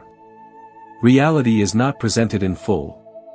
It is encountered gradually, through delayed signals and partial views. Time ensures that perspective is always incomplete. This incompleteness is not a deficiency of observation alone. It is a property of the universe itself. No position grants access to everything. Time and space together impose limits that cannot be bypassed. These limits shape the meaning of knowledge. Understanding becomes probabilistic rather than total. Patterns are inferred rather than witnessed directly. Time transforms certainty into approximation. Yet within these approximations, structure remains strong. The universe behaves consistently across scales. Laws hold even where observation cannot reach. Time's role is not to obscure, but to regulate access. On cosmic scales, time also introduces patience into explanation. Causes may precede effects by millions of years. The consequences of early conditions unfold slowly. The present universe carries traces of ancient states still resolving. This persistence allows history to remain active. The past is not finished. It continues to shape the present through long-delayed effects. Time does not simply move forward. It overlaps. The universe therefore exists as a layered system of ongoing processes, each at a different stage. Some are just beginning, others nearing completion, many far from resolution. Time coordinates these stages without synchronizing them. From this perspective, the universe is not old in a single sense. It is old in many ways at once. Some regions are mature, others youthful, depending on conditions and paths. Age becomes relational. This relational age challenges simple narratives. The universe cannot be reduced to a single developmental story. It contains many stories unfolding in parallel, connected by shared origins but differentiated by time's passage. As observation reaches farther, these stories become harder to align. The universe's coherence does not lie in simultaneity, but in structure. Time allows difference without contradiction. The role of time across the universe is therefore not merely to mark duration. It shapes accessibility, influence, history, and knowledge. It defines what can be known together and what must remain separate. In this vast context, time feels less like a measure and more like a condition. It is the condition that allows the universe to be large without collapsing into uniformity. It permits complexity to unfold gradually. What emerges is a universe that is not frozen in a single moment, nor rushing toward an end, but unfolding at many speeds, across many paths. Time is the medium that makes this unfolding possible, while also ensuring that no observer can witness it all. To exist within such a universe is to occupy one thread among many, connected yet limited. Time does not grant a complete view. It grants participation. Across the universe, time binds distant regions into a shared structure while keeping their experiences distinct. It connects without synchronizing, reveals without completing, and allows the universe to be vast without becoming incoherent.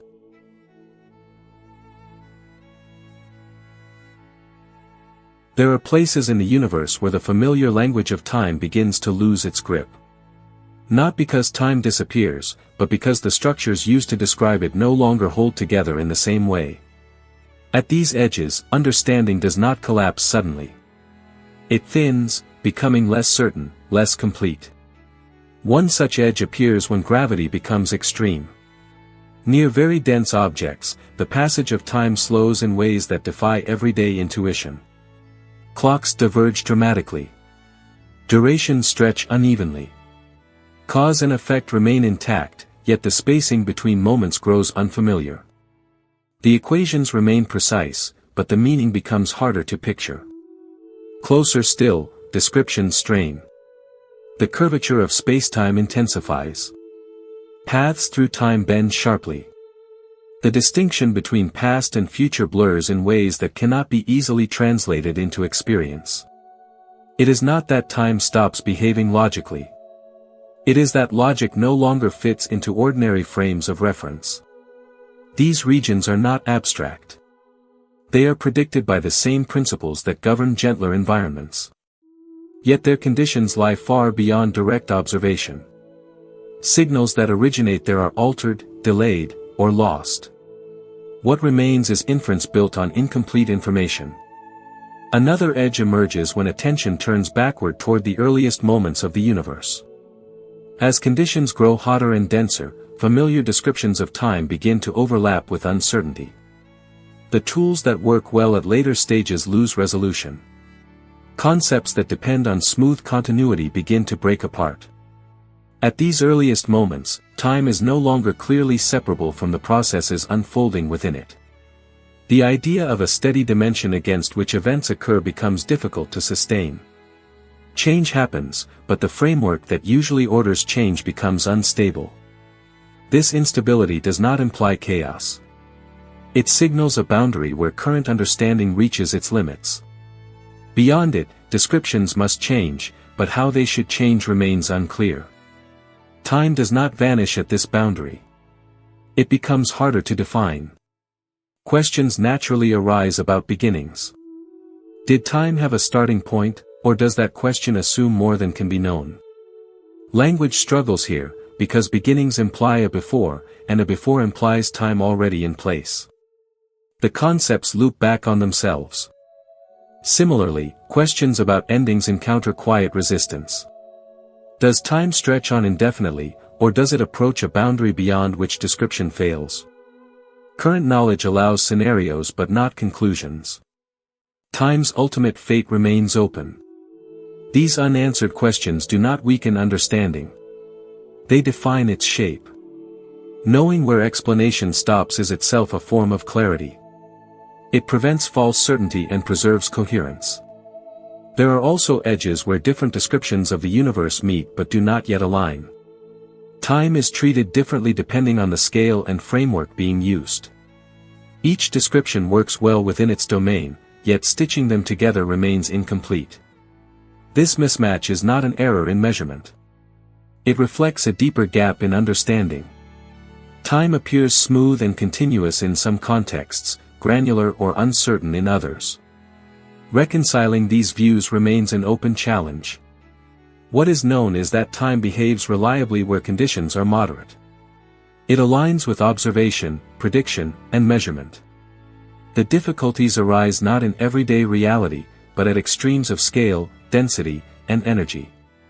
At these extremes, assumptions become visible. Ideas once taken as foundational reveal themselves as approximations. Time remains present, but its familiar properties may no longer apply in the same way. This realization introduces humility into explanation. The universe does not owe complete transparency. It reveals itself gradually, and only under conditions that allow coherence. Where coherence fails, understanding pauses rather than invents. Importantly, these limits are not static. As observation improves and theory evolves, boundaries shift. What was once inaccessible becomes clearer. Yet new edges appear beyond them. Understanding advances by moving from one limit to the next. Time, in this sense, is not only the subject of inquiry but also the context in which inquiry unfolds. Knowledge accumulates over time, shaped by the same constraints it seeks to describe. The unanswered questions surrounding time are therefore not obstacles to be removed. They are markers of depth. They indicate that time is not a simple parameter waiting to be fully catalogued, but a fundamental aspect of reality with layers still concealed. At the edges, certainty gives way to careful description. What can be said is said precisely. What cannot be said is left open. This restraint preserves meaning. Time remains consistent where it can be tested, and mysterious where it cannot. Both aspects belong to the same structure. The unknown does not negate the known. It surrounds it. Standing at these boundaries, the universe appears neither finished nor broken. It appears unfinished in a productive sense, inviting continued attention without promising closure. Time does not resolve all questions. It generates them. And in doing so, it ensures that understanding remains a process rather than a conclusion. Beyond these conceptual edges, time becomes something approached rather than grasped. The difficulty lies not in contradiction, but in absence. There are regimes where evidence cannot be collected, signals cannot escape, and descriptions cannot be tested. Knowledge does not fail there. It simply stops extending. These absences shape understanding as strongly as what is known. They define horizons of explanation, places where prediction ends and possibility begins. Time does not vanish beyond these horizons, but its behavior cannot be traced with confidence. The universe continues, but without witnesses. In regions where signals cannot return, history becomes inaccessible. Events may occur, sequences may unfold, but no observation can confirm them. Time still orders these events, yet that order remains hidden. What cannot be observed cannot be compared, and without comparison, time loses measurable meaning. This raises subtle questions about continuity. Does time maintain the same structure everywhere, even where it cannot be described? Or does its structure change in ways that current understanding cannot capture? The absence of evidence leaves these questions open. At these limits, it becomes clear that time may not be a single concept with one description. It may behave differently depending on context, scale, and condition. What is experienced as duration in one regime may not translate cleanly into another. The challenge lies in distinguishing between what is unknown and what is unknowable.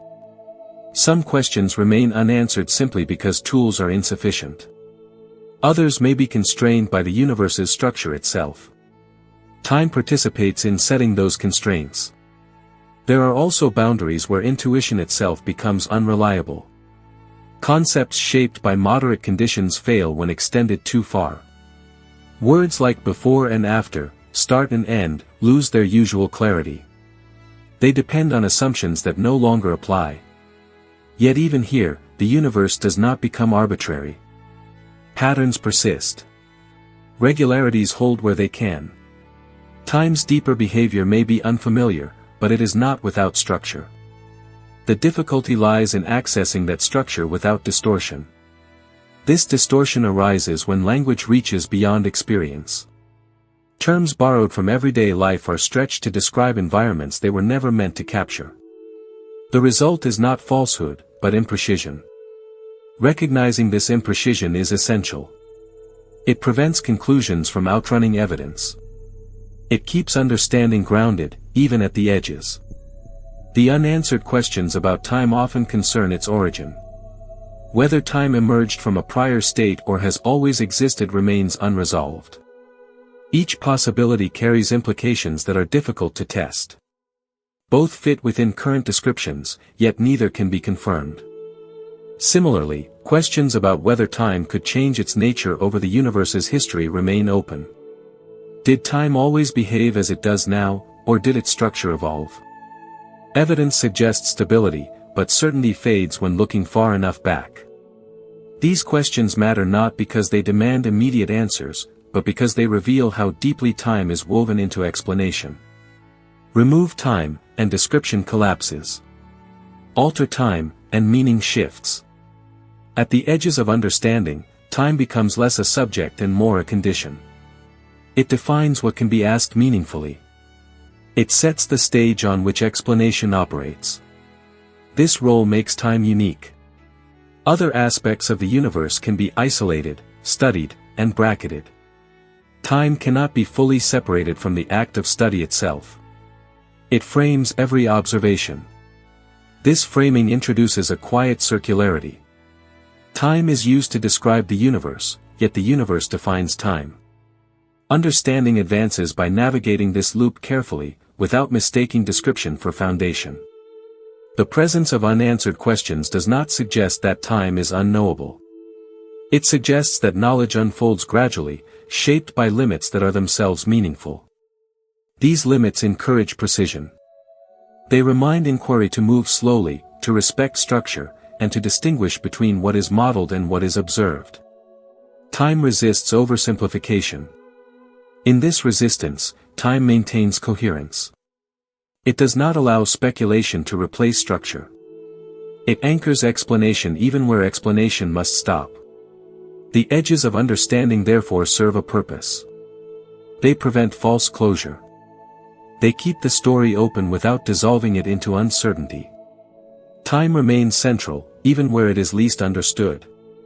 What emerges from this careful boundary is not confusion, but perspective. Time is revealed as something that can be partially known, contextually described, and continually refined. Its mystery is not a void, but a depth. This depth does not diminish confidence in what is known. It places it within a broader landscape where knowledge and ignorance coexist. Time spans both. By acknowledging unanswered questions, understanding gains stability. It avoids the illusion of completion. It remains responsive to new evidence without abandoning coherence. Time, at its edges, reminds inquiry of its own limits. It ensures that explanation remains honest. The universe is not fully transparent, and time is one of the reasons why. Rather than undermining the story, this uncertainty deepens it. It shows that time is not a solved problem, but a continuing relationship between observer and structure. The universe does not demand final answers.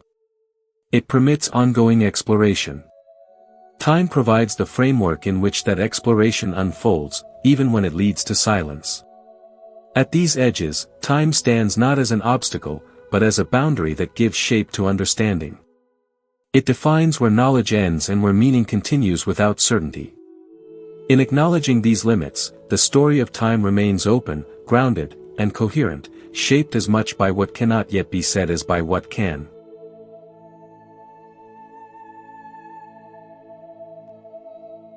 When time is treated as fundamental rather than incidental, the universe begins to appear less like a collection of objects and more like an arrangement of processes. Nothing simply exists without duration. Every structure, no matter how stable it appears, is sustained across time. Reality is not a static assembly but a continuous unfolding. Change is often treated as something that happens within reality, but time suggests a reversal of that assumption. Change may be what reality is made of. States differ from one another, and time is the ordering that allows those differences to form sequences rather than noise. Without time, there is no distinction between what persists and what transforms. This ordering does not impose meaning, but it creates the conditions under which meaning can arise. Cause precedes effect. Patterns repeat. Stability emerges not from stillness, but from regularity across duration. Time allows structure to hold long enough to be recognized.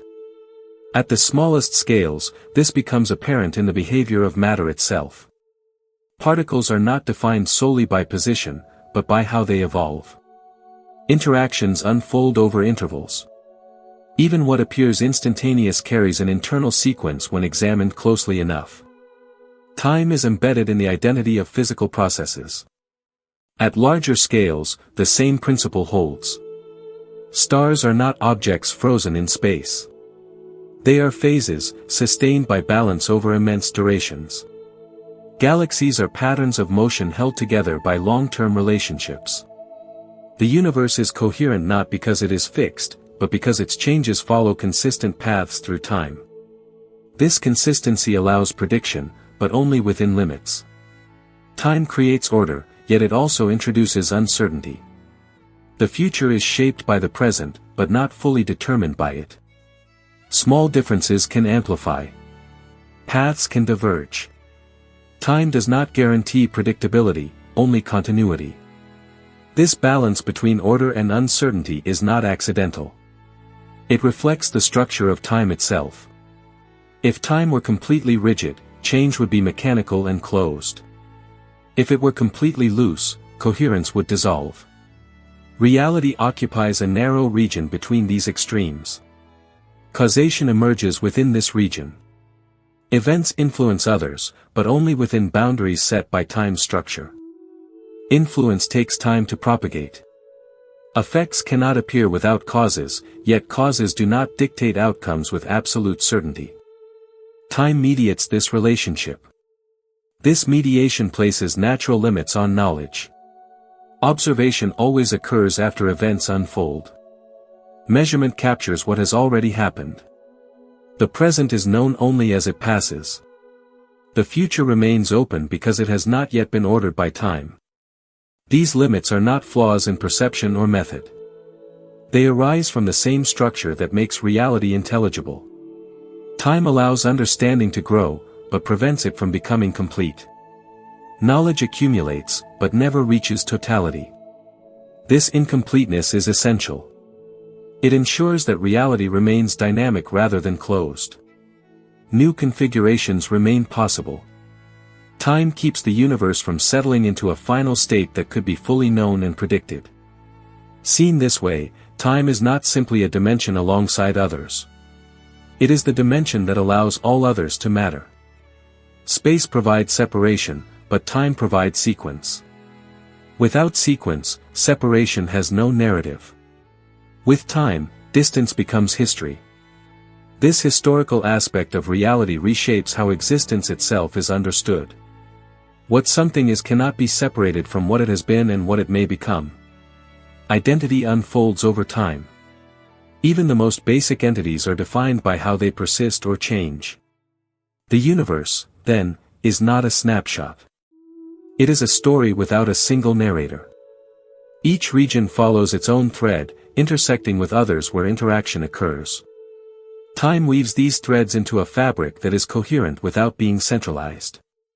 Within this fabric, boundaries arise naturally. Horizons form.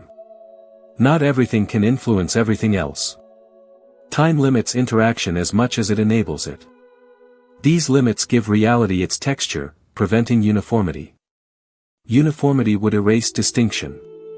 If all moments were accessible at once, change would lose meaning. Time preserves difference by spacing events apart. It allows novelty to emerge without erasing continuity. This spacing also shapes the arrow of experience. Memory accumulates toward the past. Anticipation points toward the future. These directions are not imposed by preference, but by how time orders information. Records are left behind. Possibilities lie ahead. The arrow is therefore not a property of time alone, but of time interacting with structure. Systems evolve in ways that leave traces. Those traces define history. The absence of future traces defines openness. What time reveals about reality is not purpose, but condition. It shows how existence is constrained without being predetermined. It shows why knowledge grows without completion. It shows why the universe can be stable and surprising at the same time. Time does not explain why the universe exists. It explains how existence unfolds. It provides the framework within which explanation itself becomes possible. By placing limits on simultaneity, time ensures that reality is experienced locally. By limiting prediction, it ensures that choice and chance remain meaningful. By structuring causation, it ensures coherence without rigidity. These features are not added on. They are consequences of time being fundamental. Reality is shaped by duration as much as by position. To exist is to endure, even briefly. Seen from this perspective, time is not something the universe moves through. It is something the universe expresses. Every process is a statement made over time. Every structure is an argument sustained across duration. This does not make time mysterious in a mystical sense. It makes it essential. Removing time from description would not simplify reality. It would erase it. What time reveals, then, is a universe that is relational, incomplete, and unfolding. A universe where order arises without finality, and knowledge advances without closure. Reality is not a finished object waiting to be observed. It is an ongoing process that observation itself participates in. Time is what allows that participation to occur without collapsing the whole into a single moment. Shall I continue with part 2? What remains after this recognition is not an answer, but a posture. Time invites attention rather than resolution. It asks to be followed, not mastered. The universe does not present itself all at once, and that restraint appears deliberate, built into the way reality is allowed to exist. When time is understood as foundational, explanation becomes layered. No description stands alone. Each depends on what came before and what can follow. Understanding grows not by reaching a final statement, but by tracing relationships across duration. Truth becomes something approached asymptotically, never fully arrived at. This layered structure reshapes the idea of causation. Causes are not isolated triggers, but segments within longer chains. Effects ripple outward, constrained by time's finite speed. Influence fades with distance, not because it weakens, but because time separates events into distinct regions of possibility. These separations protect complexity. If every cause produced every effect instantly, structure would collapse into simultaneity. Time prevents this collapse. It spaces influence just enough for systems to differentiate, interact, and stabilize without merging into uniformity.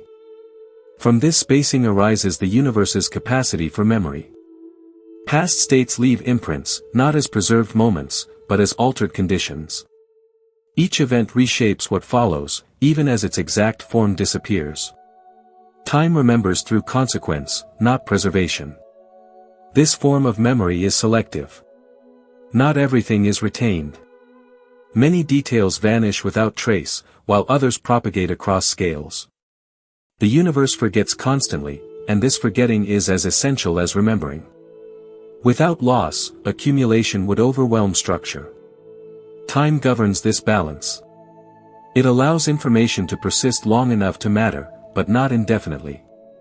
The fading of detail is not failure, but regulation. It keeps reality responsive rather than rigid. Within this framework, beginnings and endings take on a quieter character.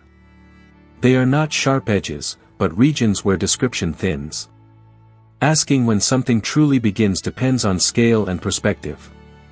Processes often emerge gradually, becoming identifiable only after crossing thresholds. Endings are similar. They are rarely abrupt. They unfold as dispersal, transformation, or dilution. Time does not stop things.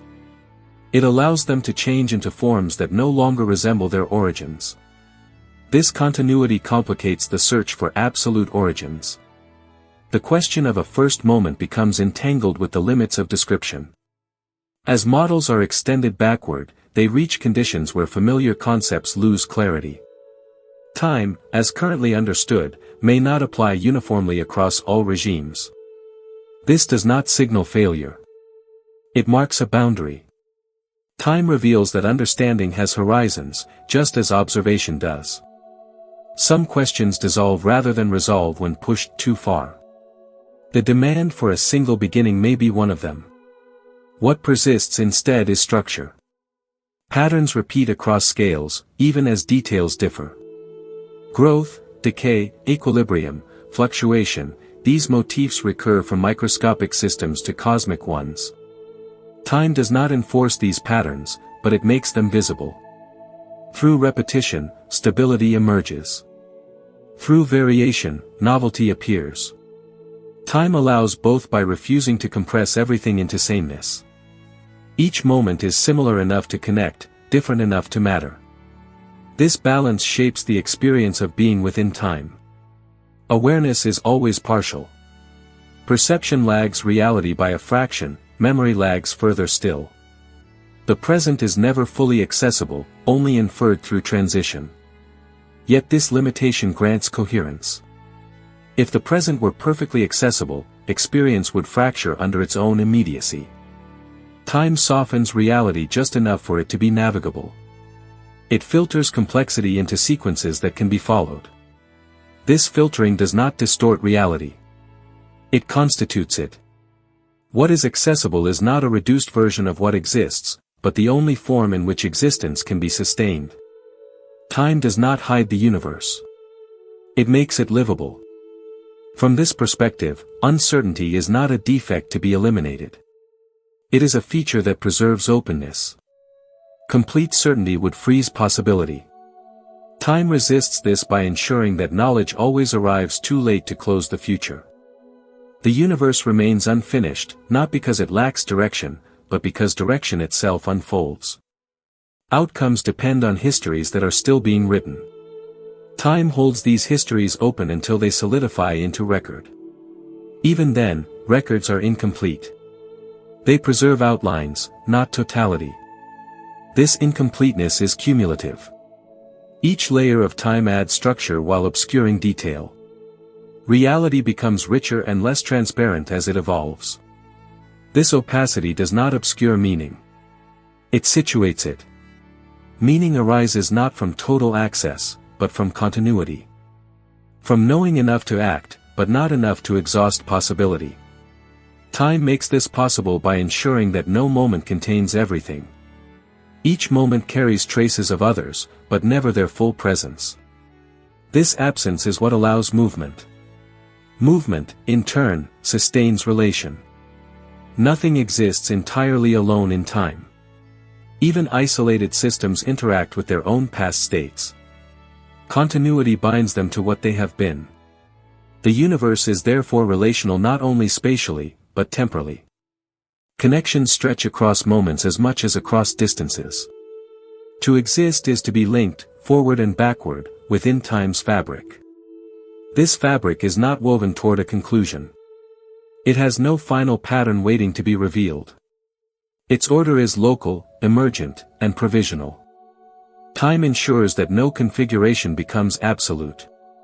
What time reveals about reality is restraint. Laws hold, but only within domains.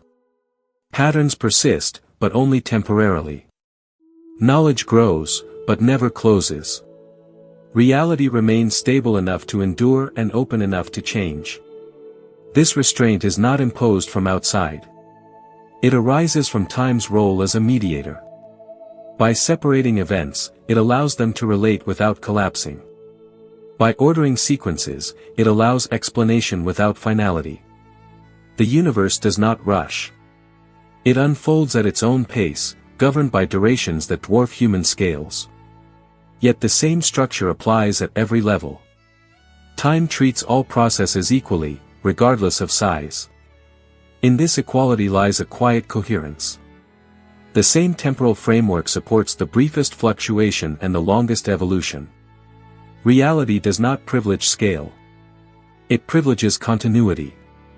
Seen this way, time is not a backdrop but a condition of participation. Everything that exists participates in time simply by persisting. To be is to take part in an unfolding that never resolves into completeness. What is revealed is not an answer, but a stance toward reality. One that accepts limits without resignation. One that finds significance not in final explanations, but in the structure that allows explanation to continue. Time does not promise resolution. It promises connection. Across moments, across changes, across uncertainty. It binds reality into something coherent enough to explore, yet open enough to remain unfinished. And in that unfinished state, the universe continues, moment by moment, not toward an endpoint, but through an ongoing expression of what it can become.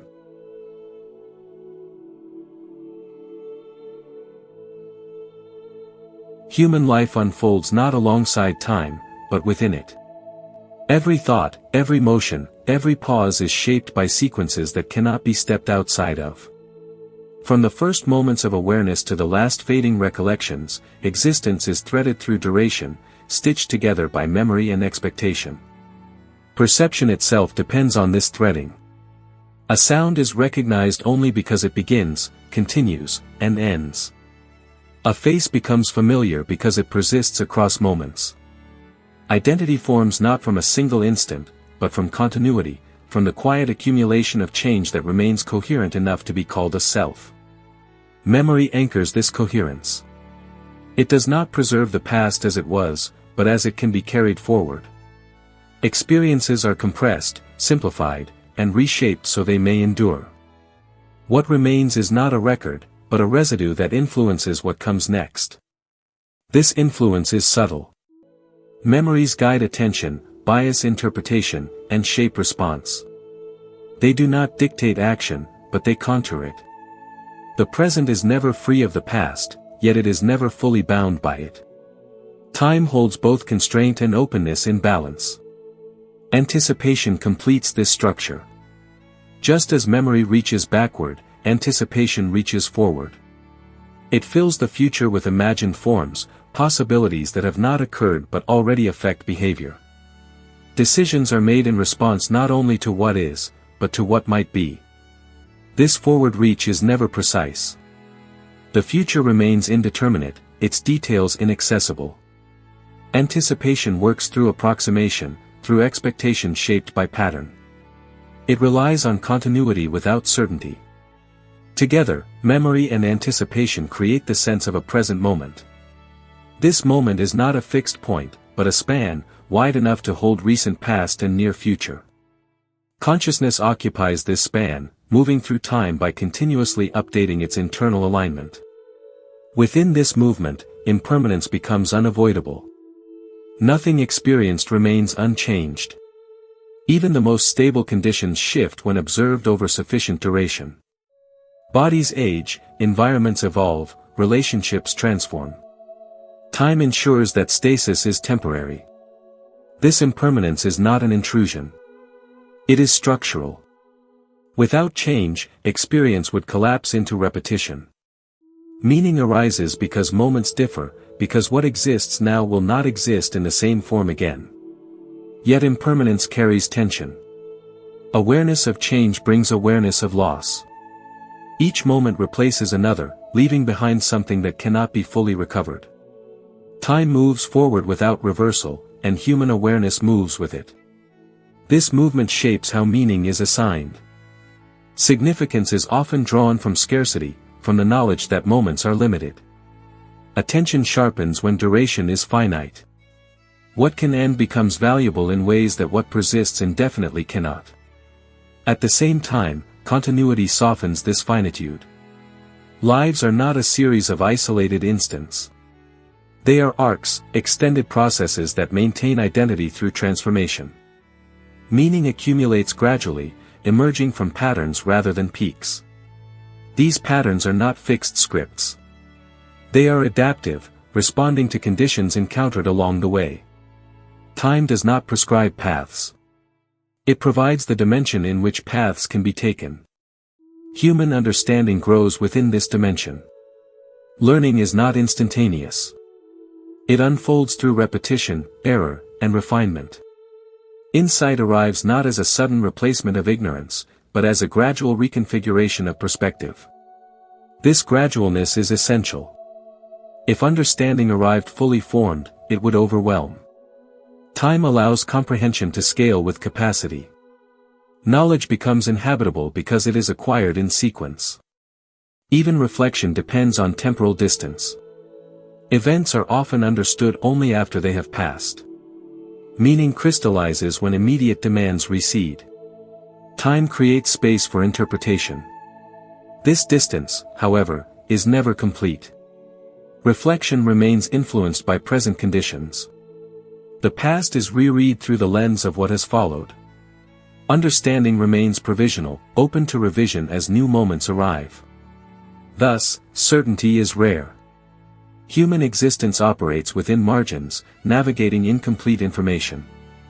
Time ensures that decisions are made without full knowledge of outcomes. Action precedes understanding more often than it follows. This condition is not accidental. It allows responsiveness. If outcomes were known in advance, choice would lose relevance. Time preserves agency by withholding certainty. Within this uncertainty, culture forms. Shared narratives extend individual memory beyond personal experience.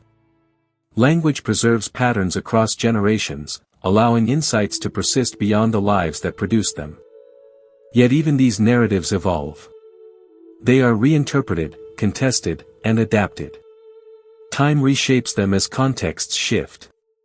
No story remains fixed, no meaning final. This fluidity applies equally to personal identity. The self is not a static object, but a process maintained across change. It is defined less by what remains the same than by how continuity is preserved through difference. Time enables this preservation. It links successive states into a recognizable trajectory. Without time, there would be no development, no growth, no learning. At the same time, time imposes limits. Attention is finite. Lifespan constrains experience. No individual can witness the full scope of what unfolds. Perspective remains partial. This partiality does not diminish participation. It defines it. Each life engages a fragment of reality, contributing to a broader pattern without containing it. Time distributes experience across many observers, many moments. Through this distribution, complexity becomes manageable. No single perspective bears the full weight of existence.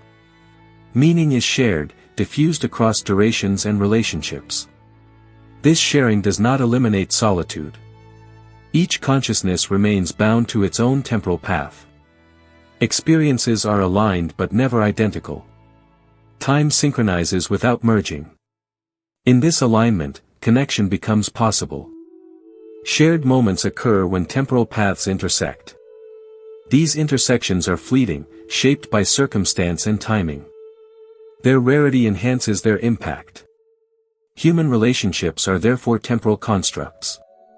They exist through repeated alignment, through the maintenance of connection across changing conditions. Time both threatens and sustains them. Loss occurs when alignment ends. Paths diverge, sometimes permanently. Time does not preserve every connection. It allows them to dissolve when conditions no longer support continuation. Yet traces remain. Memories carry forward aspects of what has passed. Influence persists even when presence does not. Time separates without erasing. Through all of this, humanity remains embedded in time's structure. Not as a master or observer standing apart, but as a pattern unfolding within it. Lives do not pass through time. They are shaped by it at every scale. Awareness of this shaping alters perspective. It does not resolve uncertainty or remove impermanence. It clarifies the conditions under which existence unfolds. Time becomes visible not as an adversary or resource, but as a medium. Within this medium, meaning is not given. It is formed through engagement, through continuity sustained across change. Time does not assign value. It allows value to emerge. This emergence remains unfinished. Each moment adds to it, modifies it, or lets it fade. Humanity continues within time, neither outside its flow nor fully defined by it, participating in an unfolding that remains open. Time does not announce itself as it moves. There is no sound to mark its passage, no visible edge where one moment gives way to the next. What is felt instead is continuity, a seamless progression that carries awareness forward without pause. This quiet persistence shapes experience more deeply than any single event. Within this persistence, effort and intention find their place. Actions unfold over duration, requiring patience, repetition, and endurance. Nothing meaningful is completed in an instant. Time stretches intention into outcome, testing resolve along the way. This stretching gives depth to achievement. What requires time carries weight because it reflects sustained alignment between intention and action. The duration involved becomes part of the result, inseparable from it. Failure, too, is temporal. It is not a single misstep, but a deviation that unfolds across moments. Recognition arrives gradually, often after consequences have already taken shape. Time does not prevent error, but it allows learning to emerge from it. This learning depends on sequence. Cause precedes effect, but not always in a way that is immediately visible. Some consequences arrive long after their origins, diffused across intervening moments. Time obscures as much as it reveals. Because of this, responsibility becomes distributed. Actions ripple outward, intersecting with conditions beyond individual control. Time ensures that outcomes are rarely traceable to a single source. Agency exists within networks of influence extended across duration. This complexity shapes ethical awareness. Decisions are made without full visibility of their effects. Intention and outcome may diverge. Time complicates judgment by introducing delay and uncertainty. Yet this same complexity invites humility. Awareness of temporal limitation softens claims of certainty. Understanding remains provisional, open to revision as consequences unfold. Time resists final answers. In daily life, this resistance is often masked by routine. Repetition creates the illusion of stability. Days resemble one another closely enough to suggest sameness, even as change accumulates beneath the surface. This accumulation becomes visible only in retrospect. Growth is rarely noticed as it happens. It appears when the past is compared to the present, revealing differences that were imperceptible moment by moment. Aging exemplifies this quiet accumulation. It is not experienced as a steady decline or ascent, but as continuity punctuated by realization. Time leaves its marks gradually, allowing identity to persist even as form changes. This persistence supports attachment. People, places, and practices become meaningful through repetition. Familiarity arises not from intensity, but from duration. Time binds experience into recognizable shapes. At the same time, familiarity can obscure awareness. When patterns repeat, attention relaxes. Time becomes background, unnoticed until disruption occurs. Change draws attention by breaking continuity. Such disruptions reveal time structure. Sudden events compress awareness, forcing recognition of before and after. They expose the scaffolding usually hidden by smooth progression. In these moments, the present sharpens. Attention narrows, anchoring itself in immediacy. Time seems to slow, not because it has changed, but because perception has adjusted to heightened focus. This variability in experience underscores time's dual role. It remains consistent in structure while allowing subjective variation in how it is felt. Duration holds steady even as awareness stretches or contracts within it. This distinction matters. It reminds that experience does not define reality, but interacts with it. Time exists independently of how it is perceived, yet perception determines how it is lived. Living within time therefore involves negotiation. Between urgency and patience, between planning and responsiveness. Decisions balance anticipation with acceptance of uncertainty. This balance shapes creativity. New ideas emerge not from instant inspiration alone, but from sustained engagement. Time allows concepts to evolve, to be tested and refined. Creativity unfolds through duration. The same is true of understanding. Insight matures through exposure, reflection, and reconsideration. Time grants depth by permitting ideas to settle, to interact with experience. Even silence gains meaning through time. Pauses allow processing, integration, rest. Without duration, silence would be indistinguishable from absence. Time gives it form. Rest itself is temporal. Recovery requires intervals free from demand. Time restores by allowing processes to recalibrate. Fatigue accumulates when duration is denied its rhythms. These rhythms are not imposed externally.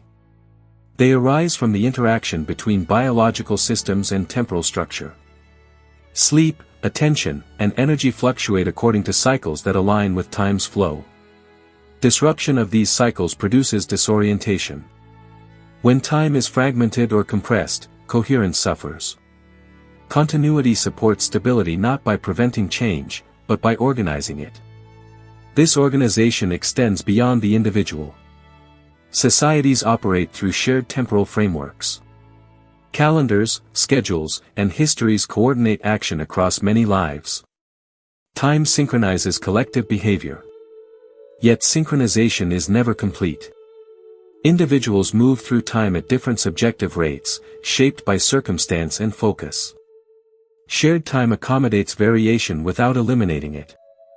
This coexistence of alignment and difference defines social experience.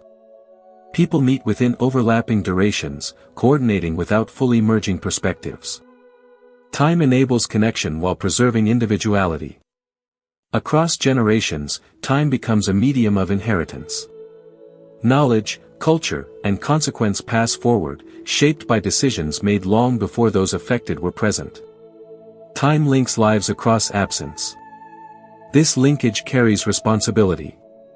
Actions extend beyond immediate contexts, influencing futures unseen. Awareness of this extension deepens ethical consideration, even when outcomes remain uncertain.